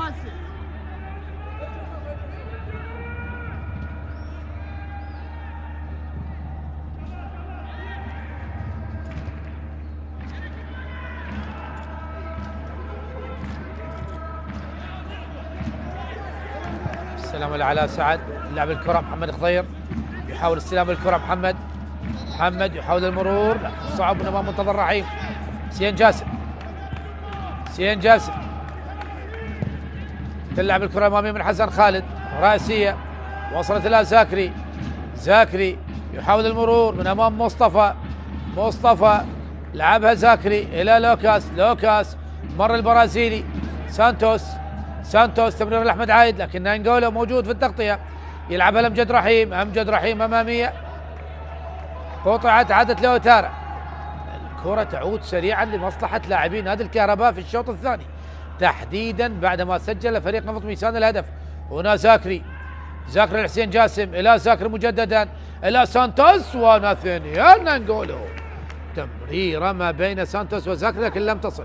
هنا الهجوم المرتد البرازيلي مع جعفر ناصر، يضغط جعفر ناصر يحاول المرور، جعفر بالسرعة بالمهارة، لكن لاعبين من لاعبين نادي الكهرباء قريبين على جعفر ناصر، وفي الأخير رمية جانبية لمصلحة نادي نفط ميسان. ربع ساعة الأخيرة هل هناك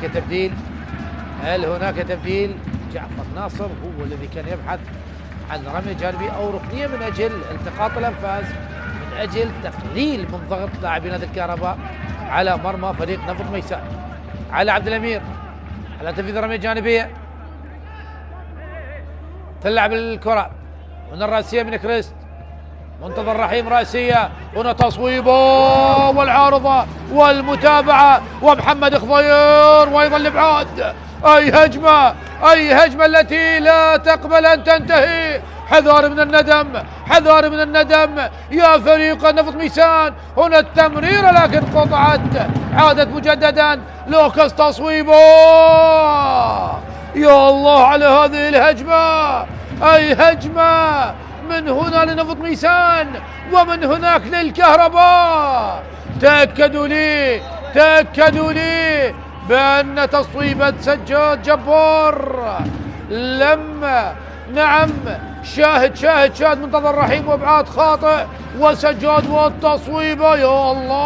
يا الله على سجاد، شاهد التصويبه، هزت العارضه، هزت القائم الايسر. تأكدوا لي، هل العارضه بخير؟ هل القائم بخير؟ هل يحتاج الى صيانه بعد هذه التصويبه القويه؟ الله على الهجمات الجميلة. نعم كانت هناك هجمة جميلة جدا. زاكري، مباراة مفتوحة، هجمة هنا وهجمة هناك. زاكري يحاول إلى سانتوس، بالقرب منه ناثانيال. سانتوس يحاول المرور لكن ناثانيال، والإبعاد إلى ركلة ركنية، دقائق نارية دقائق نارية ما بين الفريقين.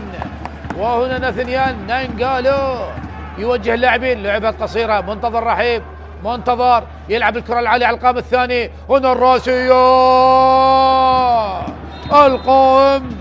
القائم يرد راسية ماجي، يرد راسية موتو. أي دقائق نارية ما بين الفريقين. منتظر رحيم، وهنا الراسية والقائم. هذه المرة مثلما تعاطف مع شاهد. يا الله على هذه التصويبة والمتابعة. حتى حسن خالد لم يصدق كيف لم تمر، لكن هي هجمة جميلة جدا. وأيضا محمد خضير الذي تابع الكرة التي أتت من كريست، وأيضا أبعدها الحارس علي خالد.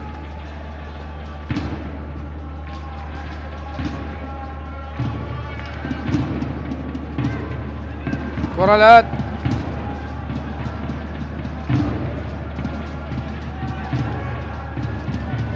تلعب عالية. نسيم صيود يحاول. شاهد 3 تبديلات من علي عبد الجبار. لا وجود للخطأ. محمد خضير يحاول. محمد يمرر إلى كريست، إلى نسيم الذي كان متسلل. ومحمد خضير يطالب بالخطأ. ساقط على أرضية الملعب بالسلامة. وهنا تمريرة قطعت وإيقاف أحمد كاظم. يعني إذا سمحت للاعب سجاد جبار بالدخول، يعني قرار غير صحيح بالمرة، كون الكرة كانت قريبة على الخط من مكان وجود اللاعب سجاد جبار. شاهد هنا اللقطة، هل كان هناك الخطأ؟ الكرة المشتركة ما بين أوتارا ومحمد خضير. وهنا نسيم صيود نعم كان في موقف تسلل. اسقاط كرة. محمد خضير اللاعب الشاب دخل بدين لعلاء سعد. 10 دقائق أخيرة على نهاية 90 دقيقة. كم سوف يضيف؟ تبديلات الآن. ديمي داوود نشاهد السنغالي، وأيضا محمد سلام لاعب خط الوسط. من اللاعب الثالث؟ شهادة 3 لاعبين. خروج سجاد جبار ودخول ديمي داوود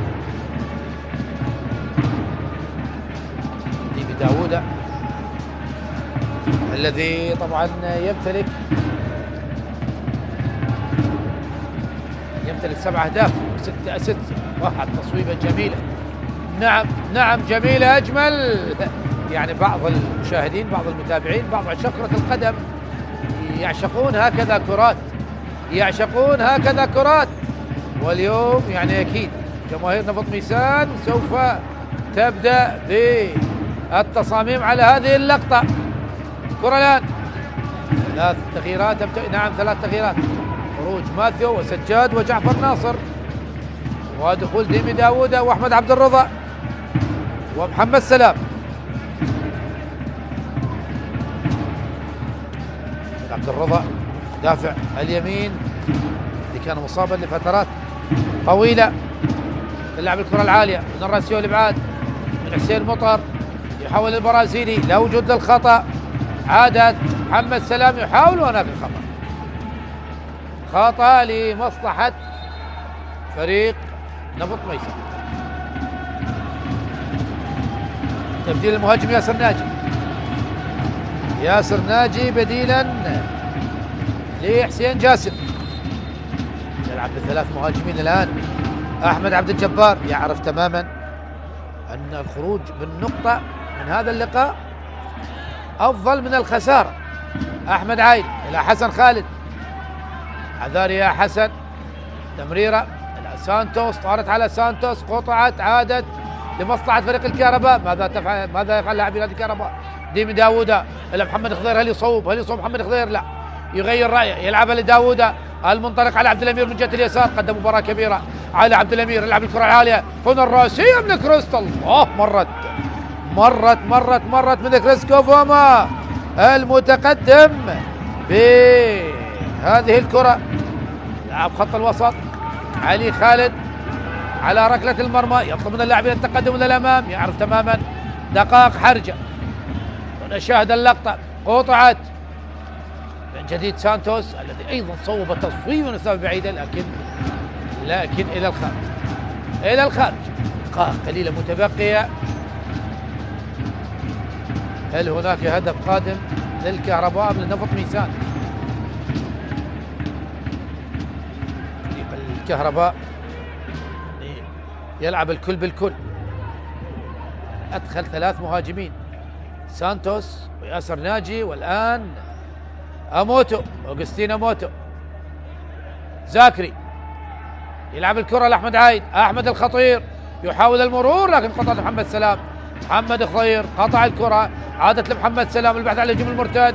محمد سلام تمريره قطعت ومن البرازيلي لأندرسون، وصلت لعلي خالد بيده لاحمد عايد.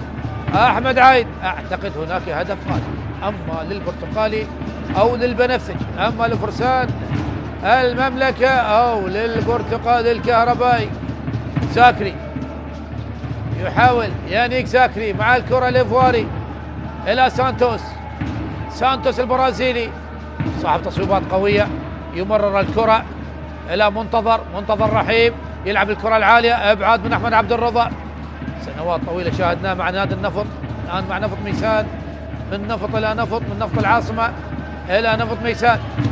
روبنك والاحمد عايد يلعبها باتجاه البرازيلي لكن علي عبد الامير. مباراه كبيره لهذا المدافع اليساري. كره الان داوودة بخبره السنين.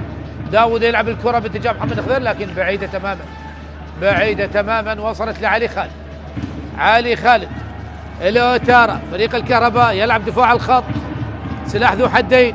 زاكري يحاول المرور، عدى زاكري، ما زالت مع الكره الى ياسر ناجي. ياسر يلعب الكره العاليه، اصطدت وخروج لامجد رحيم، والابعاد من امجد مره اخرى. ياسر ناجي ووصلت لامجد رحيم. هنا علي عبد الامير واحمد عبد الرضا، الواضح بالصوره اللي دخل بديلا قبل قليل. اكيد مباراه فيها جانب بدني عالي قبل الفريقين. السلام على عبد الامير. شاهد هنا اللقطه والكره المشتركه ما بين زاكري ومحمد سلام وامجد رحيم وناثانيال نانغولو. السلام لامجد رحيم. 5 دقائق اخيره على نهايه احداث 90 دقيقه من هذا اللقاء. احمد عبد الجبار ما زال يبحث عن هدف التعادل على الاقل. وفريق الكهرباء افضل فتره بالنسبه لفريق الكهرباء افضل فتره سجل فيها الاهداف هي بعد الدقيقه 90. نعم، سجل 6 أهداف. وفريق نفط ميسان استقبل بعد الدقيقه 90 3 أهداف، لكن استقبل 6 أهداف. فريق نفط ميسان تكلم على الدقيقه 90. شاهد ابناء العماره كيف يهتفون، كيف يدبكون هناك في ملعب الزوراء. نعم هاي دبشة العمارة. والنعم من أهل العمارة، والنعم من جماهيرنا العزيزة الجميلة في جميع أنحاء عراقنا الحبيب. جماهيرنا دائما هي الرقم الصعب. أمجد رحيم، بالسلام لأمجد رحيم، السلام لجميع الموجودين. الألماني ما زال يفكر في القادم، والقادم دقائق قليلة جدا. لعبة الكرة حسن خالد يلعبها إلى أوتارا يلعب الكرة العالية الطويلة باتجاه أمامجي، وابعدت الكرة. لا وجود للخطأ، الحكم قريب جدا. قطعت من حسن، وصلت لأحمد عايد لزاكري. مع الكرة، زاكري يحاول المرور من أمام أحمد عبد الرضا. قطع الكرة، لا وجود للخطأ. منتظر رحيم يلعب الكرة العالية. الله على حسين مطر، ابعاد الكرة من مطر في يوم حار هنا في بغداد، والمباراة شديدة الحرارة شديدة السخونة. 3 نقاط سوف تكون مهمة جدا، سواء كانت للمتقدم نفط ميسان أو إلى الكهرباء إذا استطاع قلب الطاولة في الدقائق القليلة المتبقية. منتظر رحيم، منتظر مع الكرة، أو هذا حسن خالد، حسن خالد مر حسن، عدى حسن يلعبها لأحمد عايد، أحمد عايد تمريرة جميلة لمنتظر رحيم، منتظر رحيم يلعب الكرة العالية، هنا الخطيرة من ياسر ناجي، لكن أمجد رحيم بخبرة السنين أبعد الكرة. أمجد رحيم كرة الآن نسيم صيود يلعب الكرة لداوودة، داوودة مرت على داوودة، يضغط البرازيلي، داوودة يحاول الاحتفاظ بالكرة، ما زالت مع السنغالي، السنغالي إلى نسيم صيود. خلاص خلاص خلاص خلاص ابن تونس النصر التونسي يأتي بالهدف الثاني لفرسان المملكة. النصر التونسي يطير هنا في العاصمة بغداد، النصر التونسي يسجل الهدف الثاني القاتل. شاهد داوودة كيف حافظ على الكرة وتمريرة جميلة، هل كان متسلل أم لا؟ لكن هنا الهدف الجميل في الزاوية الصعبة على علي خالد. شاهد شاهد شاهد كيف لعبها بالزاوية الصعبة من نسيم صيود، يضع كرة الهدف الثاني.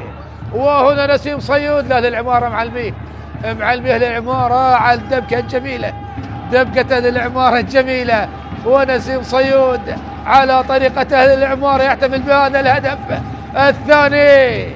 وهنا شاهد حسرة نهاد محمد، المشاعر تختلف من هنا ومن هناك، ما بين فرحة وحسرة، ما بين نظرة فرح ونظرة حزن. وهدف ثاني لنسيم صيود في الدقيقة 88 في الوقت القاتل. هل كنت متسلل أم لا؟ لكن أعتقد الهدف أقرب. نعم الهدف أقرب للاحتساب. نفط ميسان يتقدم على الكهرباء بهدفين مقابل لا شيء. الأمور تزداد صعوبة على البرتقالي. نادي نفط ميسان الذي سبق وأن فاز على نادي النفط هنا في العاصمة الحبيبة بغداد. نعم لديه 4 انتصارات بالنسبة لنادي نفط ميسان، أو 3 انتصارات خارج الديار، واحدة منها هنا في العاصمة بغداد. ماذا تفعل يا حسين يا مطر؟ ماذا تفعل يا حسين يا مطر؟ كأنها رأسية مهاجم، كاد أن يضعها في الزاوية الصعبة على أمجد رحيم. إنك محظوظ يا ابن مطر، ماذا فعلت؟ كأنك مهاجم فتاك برأسك، لكن من حسن حظك مرت 10 دقائق. هل هناك عودة للكهرباء؟ هنا الراسية مرت الراسية سانتوس البرازيلي، والكرة إلى الخارج، ركلة مرمى لمصلحة نادي نفط ميسان. شاهد رأسية سانتوس ومرت بجوار القائم الأيمن. شاهد هنا الرأسية وبجوار القائم الأيمن، وهنا رأسية ياسر ناجي. الله على أمجد رحيم. طبعا هذه الرأسية كانت قبل تسجيل الهدف الثاني نادي نفط ميسان. كرة الآن خلنا الدقيقة الثانية من الوقت المضاف، ونثيان نانجولو، صراع ما بين النيجير والكاميرون مستمر، وهناك سقوط لناثانيال نانجولو، وأحمد كاظم ينبه همامجي يموتو. كرة مشتركة وبطاقة صفراء على من؟ على ياسر ناجي. بطاقة صفراء على ياسر ناجي أم على من؟ على ياسر ناجي. بطاقة صفراء على البديل ياسر ناجي، يتحصل على البطاقة الصفراء، هي طبعا الثانية على لاعبي نادي الكهرباء. خطأ لمصلحة نادي الكهرباء، خطأ لمصلحة نادي الكهرباء. المتخصص أحمد عايد، المتخصص أحمد عايد، وأحمد كاظم يطلب من مصطفى محمد الرجوع، تلعب من أحمد عايد، هنا الراسية، جول جول جول جول جول. ياسر ناجي يسجل الهدف الأول، يقلص النتيجة. احذروا الكهرباء بعد الدقيقة 90، سابع هدف لنادي الكهرباء بعد الدقيقة 90، أو الهدف الثامن، نعم الهدف الثامن لنادي الكهرباء بعد الدقيقة 90. أفضل فترة لتسجيل الأهداف بالنسبة لنادي الكهرباء وبعد الدقيقة 90، حيث سجل 7 أهداف، وهذا هو الهدف الثامن عن طريق ياسر ناجي الذي يقلص النتيجة. هل هناك عودة للكهرباء؟ هل هناك عودة للكهرباء؟ وهنا نسيم صيود، ماذا ضيعت يا نسيم يا صيود؟ هل تندم عليها يا صيود؟ هل تندم عليها يا التونسي؟ كان بالإمكان أن تلعب الكرة لمحمد خضير.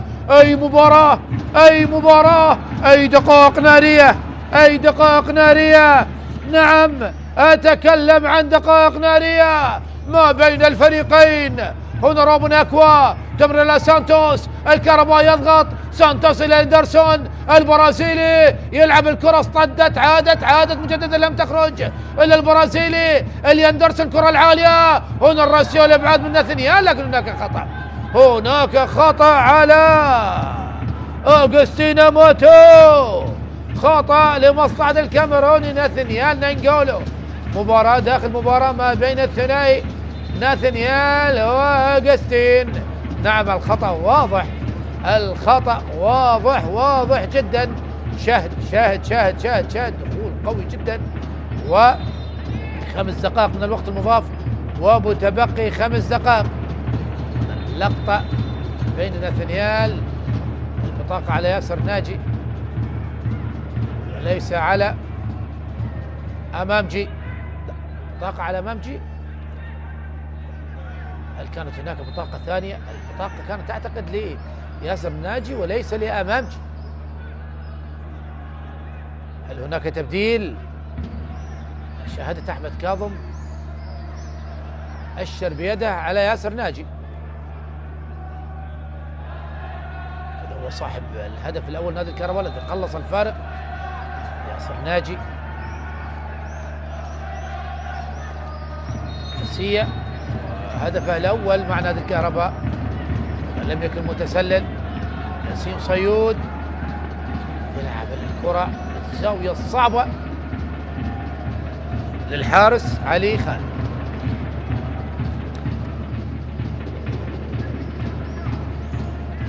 أيضا أضاع كرة هدف محقق بالسلامة لناثانيال. هل لا يستطيع إكمال هذا اللقاء؟ هل هناك تبديل؟ اللقطة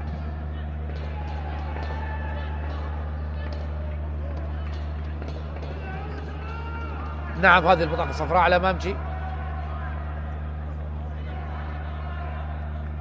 حلو المخرج اللقاء. طبعا دخول اللاعب نادي الكهرباء أمير اياد بديلا لمنتظر رحيم. منتظر رحيم الذي دخل في الشوط الثاني، منتظر رحيم تلعب ركلة المرمى. أول خطأ راسية من أمير اياد، وصلت محمد خضير، محمد سلام قطعت الكرة، أحمد عايد إلى أمير اياد، لا وجود للخطأ، عادت مجددا لمحمد خضير. محمد خضير يحاول المرور، مهاري محمد خضير، وهناك خطأ لاعب شاب، وشاهد كيف يتصرف بالكرة. خطأ الآن لمصلحة نادي نفط ميسان أمام أمير اياد.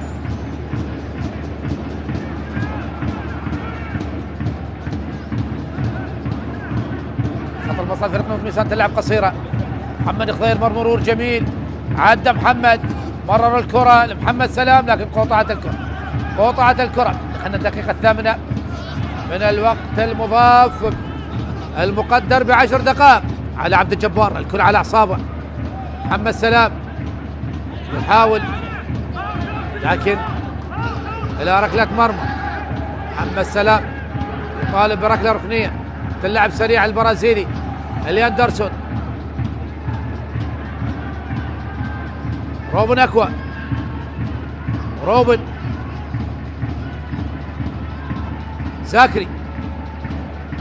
زاكري كأنه عجوز الآن. زاكري نعم، انتهت اللياقة عند زاكري، لا يستطيع. هنا تمرير أيضا خاطئ أمجد رحيم، وابعاد الكرة من أمجد رحيم عالية. الياندرسون بالراس البرازيلي. روبن أكوا رأسية، سانتوس يحاول، وهناك خطأ آخر لمصلحة نادي الكهرباء في الدقيقة 9 بعد 90. واحذروا الكهرباء من هذا الوقت، احذروا الكهرباء من هذا الوقت يا فرسان المملكة، احذروا الوقت هذا وقت الكهرباء. دائما ما يسجل الأهداف بعد الدقيقة 90 وسجلوا ذهابا وإيابا في مرماكم يا نفط ميسان. نعم، في مباراة الذهاب سجل لك سانتوس في الدقيقة 3 بعد 90، وأيضا ياسر ناجي سجل في الدقيقة 3 بعد 90. انت تلعب من أحمد عايد، والإبعاد من أمجد رحيم، والإبعاد من داوود، وصلت إلى الياندرسون. كرة على من الياندرسون، هنا الرأسية مجددا، وهناك خطأ لمصلحة نسيم صيود. كرة ما بين السمويل أوتارا ونسيم صيود، واصطدام على الرأس، وهنا يقول له اصطدام بالرأس وليس.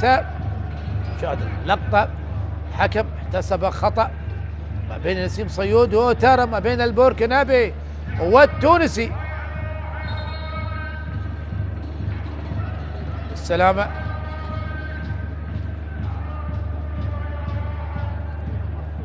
نسيم صيود صاحب الهدف الثاني. 10 دقائق على وشك النهاية، والكلام مع الحكم الرابع من قبل الكادر التدريبي والإداري. هنا هدف ياسر ناجي الذي قلص به الفارق إلى هدف واحد، لكن ما زال فريق نفط ميسان هل يحافظ على تقدمه؟ هل يحافظ على النقاط الثلاثة؟ فريق نفط ميسان إذا حقق الانتصار سوف يصل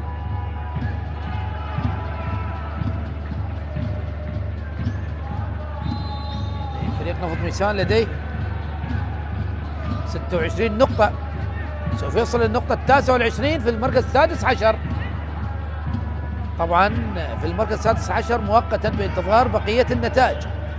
3 نقاط سوف تكون مهمة جدا، وفريق الكهرباء من الممكن أن يكون في المركز الثامن عشر بعد نهاية هذا اللقاء. طبعا إذا خسر نادي الكهرباء خلاص يكون في المركز الثامن عشر. تلعب الكرة،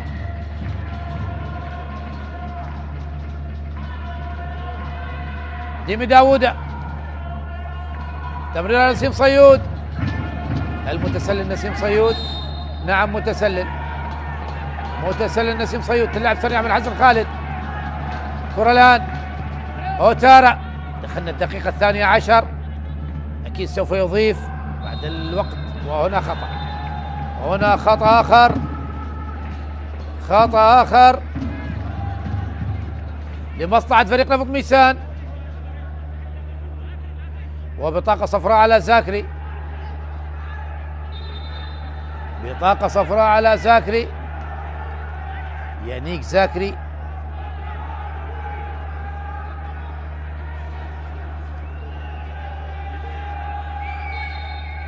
شاهد دخول بالكوع يا زاكري، من حسن حظك اكتفى الحكم أحمد كاظم بالبطاقة الصفراء. يعني بعض الحكام وبعض المتابعين يقولون تستحق البطاقة الحمراء. الكرة العالية، أمير يلعب الرمية الجانبية، محاولة الإبعاد أحمد عبد الرضا. دخلنا الدقيقة الثالثة، علي خالد ماذا تفعل؟ جول! هدف قاتل، هدف قاتل. فريق نفط ميسان يسجل هدف قاتل في الدقيقة 13 بعد الدقيقة 90. فريق نفط ميسان أيضا يسجل بعد الدقيقة 90، يسجل هدفه الرابع في هذا الوقت بعد الدقيقة 90. أحمد عبد الرضا بعد غياب طويل من المشاركة يدخل ويسجل هدف بطريقة فيها الكثير والكثير من الاستغراب والاستفهام من حارس المرمى علي خالد الذي أبعد كرات خطيرة لكن يفشل بمسك الكرة. واليوم سوف تكون هذه اللقطة الترند في مواقع التواصل الاجتماعي. أي خطأ يا علي يا خالد، أي خطأ يا علي يا خالد. ونفط ميسان يحقق الانتصار ب3 أهداف مقابل هدف واحد، طبعا يصل إلى النقطة 29 والكهرباء يتجمد رصيده عند النقطة 27. مبارك لنادي نفط ميسان وجماهير نفط ميسان، هارد لك للكهرباء وجماهير الكهرباء. وفي الختام تقبلوا تحياتي معلق اللقاء علي عنب، والسلام عليكم ورحمة الله وبركاته.